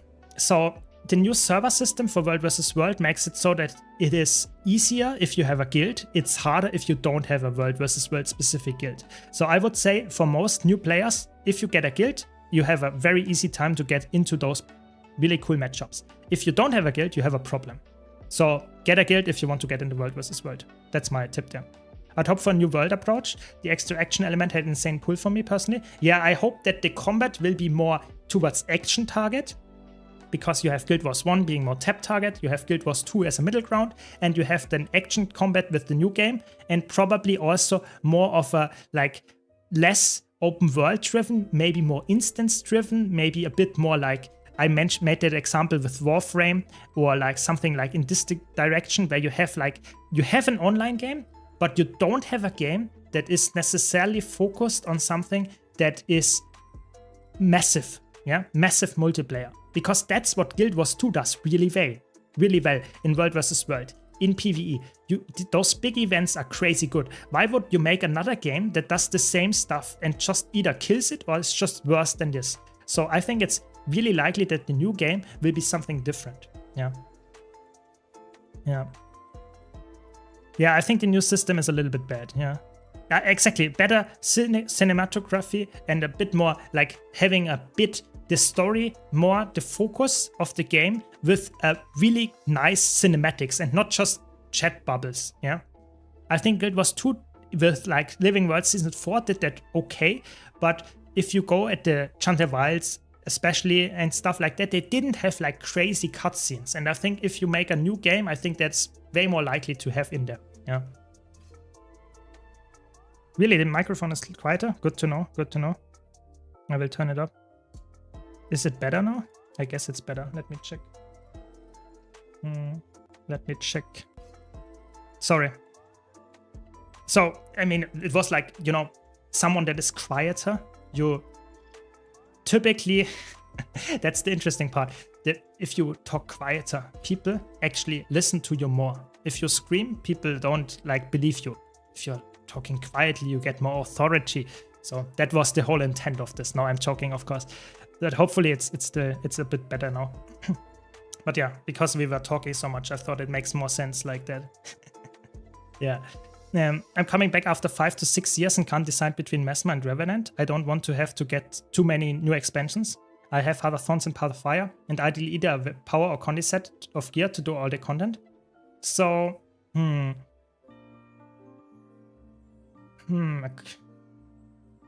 would say probably you play Power Chronomancer, and you can play that in all game modes, in all content. It's better in PvE than it is in competitive modes. You can play, I don't know. The problem is like having only like Path of Fire and Heart of Thorns gives you access to elite specs, but if you want to play the best builds, you need the new game modes. So keep that in mind. I think it's like you can get a decent build going, like Chronomancer, you can play a, I don't know, like a Herald. Those are really good, or Renegade even. The problem is, if you don't have all the expansions yet, you will never have the perfect build. Never. Because almost all the builds, almost all the meta builds use at least 3 expansions nowadays. It's crazy. You want to have a Soto Relic. You want to have typically, or maybe not a Soto Relic, maybe a Core Relic. Let's say Fireworks. But you want to have the Spear from Chantervalds. You want to have the Weapon Proficiency from Soto. And you want to have, for example, Visions of Eternity lead specs. So you're almost like forced to play like 3 different expansions at the same time. So yes, that's the Mistlock Sanctuary background actually. Yeah, that is true. But the thing is, in Guild Wars 2, they really want you to get as many expansions as possible with the new expansion, with the best in class. But if you are willing to have like a 10% less DPS or something, you can easily play with only Heart of Thorns and Path of Fire. That is completely fine. Maybe it's like, depending on the class, maybe it goes down to 20% less damage. But either way, I think it's not that bad. I personally would pick, if you play PvE, I would pick Chronomancer. Power, Boon DPS, Chronomancer. That is my pick there. Because it's a really nice build, it does a lot of utility, it's really good in all types of content, and you can play it very well. If you want to go in competitive modes as well, then it gets a bit harder. Then I would probably pick Herald, Power Herald, but it's not the best in all game modes. So it's like, with those 2 expansions, you cannot have a game mode or build that is like top class in every single content. That's just sadly, yeah. But either way, I think that's what I would recommend there. Yeah. Nice, awesome. Glad to hear that. Yeah, I'm always happy to have like more people, more reach, and I'm happy if you have any feedback. You know, if you want to see some content, if you don't want to see some specific content, or just want to have some kind of better video quality, always let me know. You know, not only during my streams but also in the comments. If you have constructive feedback, always happy to hear that. Yeah. If he's willing to expand to Necromancer, then Reaper would fill his needs without anything else. Absolutely. If you don't play only Messman Revenant, Reaper is always a top tier pick. That is true. But the thing is, if you force me to pick between Messman and Revenant, you have to make some cuts, I guess. Yeah. What do you think are the most played, least played classes? I mean, we can to some extent check that out, to be honest, because that's somewhat publicly available information. But I know for a fact the least played classes are, I think, Engineer and Revenant. There are two things for that. The Revenant is the least played class because it got added the last. So it got added with Heart of Thorns, and a lot of players already played the game and had their main before Heart of Thorns came out. Therefore, they don't have in interest to switch their characters. And Engineer is the next least played class because it's a little bit like, it's not a classic magic user, it's not as easy to learn with the kids. People are, with the exception of Mechanist, are driven a bit away of the complexity of Engineer. Those two are probably the reasons why those are the lowest classes. Yeah. Do you think it's possible if Ainit makes a new playable race? I think it seems unlikely. I think they might make a new costume, a new outfit or something that makes you look like that, or a helmet or whatever, but I think a full new playable race seems unlikely to me. Maybe, but I don't see it right now. I've started with Chronomancer, and as a beginner I had a hard time open world with it. Yeah, it's not the easiest build. That is true. It's not the easiest build, but it works if you put effort in. Yeah. I have all expansions, and what is the best power DPS since most has wounds and little bit of condi? Oh, that's a tough question. There are so many good builds right now. In general, I think the best power DPS right now is Antiquary in terms of raw DPS numbers. It also has some condi damage in there if you want. And you can play Alacrity DPS Antiquary as well. Would probably be the best DPS if you play groups. Yeah. But Amalgam is also a fun choice as well. And as we mentioned here, Engineer has, with the new elite specs, gets way more interesting than like with the core spec, I would say. Mechanist made a lot of players enjoy Engineer because it's way easier, and Amalgam made a lot of players enjoy Engineer because it's really, I don't know, it feels very fun to use and rewarding. Yeah, I agree. I think engineer is a little bit weird because you have the magics users and you have the physical users, and then you have engineer being the class that is somewhat like the technical, like the technology guy, and that seems a little bit out of like the lore. But I mean, Asura are engineers to some extent, so that makes sense in that regard. But I agree, it doesn't feel perfectly fit. Yeah. I've shifted from Chronomancer to Amalgam open world and it's really strong. However, I have unlocked Scrapper later and it's much more fun. Yeah, I think Scrapper is with the super speed and like running around very fast, having crazy amounts of barrier. I really like Scrapper as well. I think if I had to pick one class that of engineer, one elite spec that I would play from now on, it would probably be Scrapper because it's just a bit more unique than Amalgam is. They said they weren't gonna add another race because of the armor skins. Exactly. I think another race seems to have so much work they need to put in to make all the armor skins usable, and it doesn't have that much payoff. Yes, it will attract new players. Yes, veterans will play and play the new race, but it's not something that will keep you playing for 2 years because that's not new content. It's just something that changes the skin of how you play. So I think the longevity of a new race and the attraction to new players is not necessarily that great. Yeah, they wanted to add a new race for Chandler Wilds, that's why Lone and Shore was so nice, but they scrapped the idea after all. I think they will. I'm not sure if that's correct. I have no information there, Snowdrop, but either way, I think that's something that seems to me like they have thought about it, but I think they just came to the conclusion that it's too much effort for what they actually have right now. I feel like they are running right now on low resources in Guild Wars 2's development, and making a new race is just not on the table in terms of like how much energy and time they can spend on that. Yeah, at least in my opinion. I'm good. How are you doing? I have a nice stream and hopefully a great new year to you too. Yeah, that's my hope there. Hopefully good news for Guild Wars 2 as well. They would also have to make new maps for the new race starter zone. Yeah, I think that the problem is like you have to make a new starter zone. You would have to make some kind of story attached to it, you know, some beginning story, some instances that explain your beginning of this character.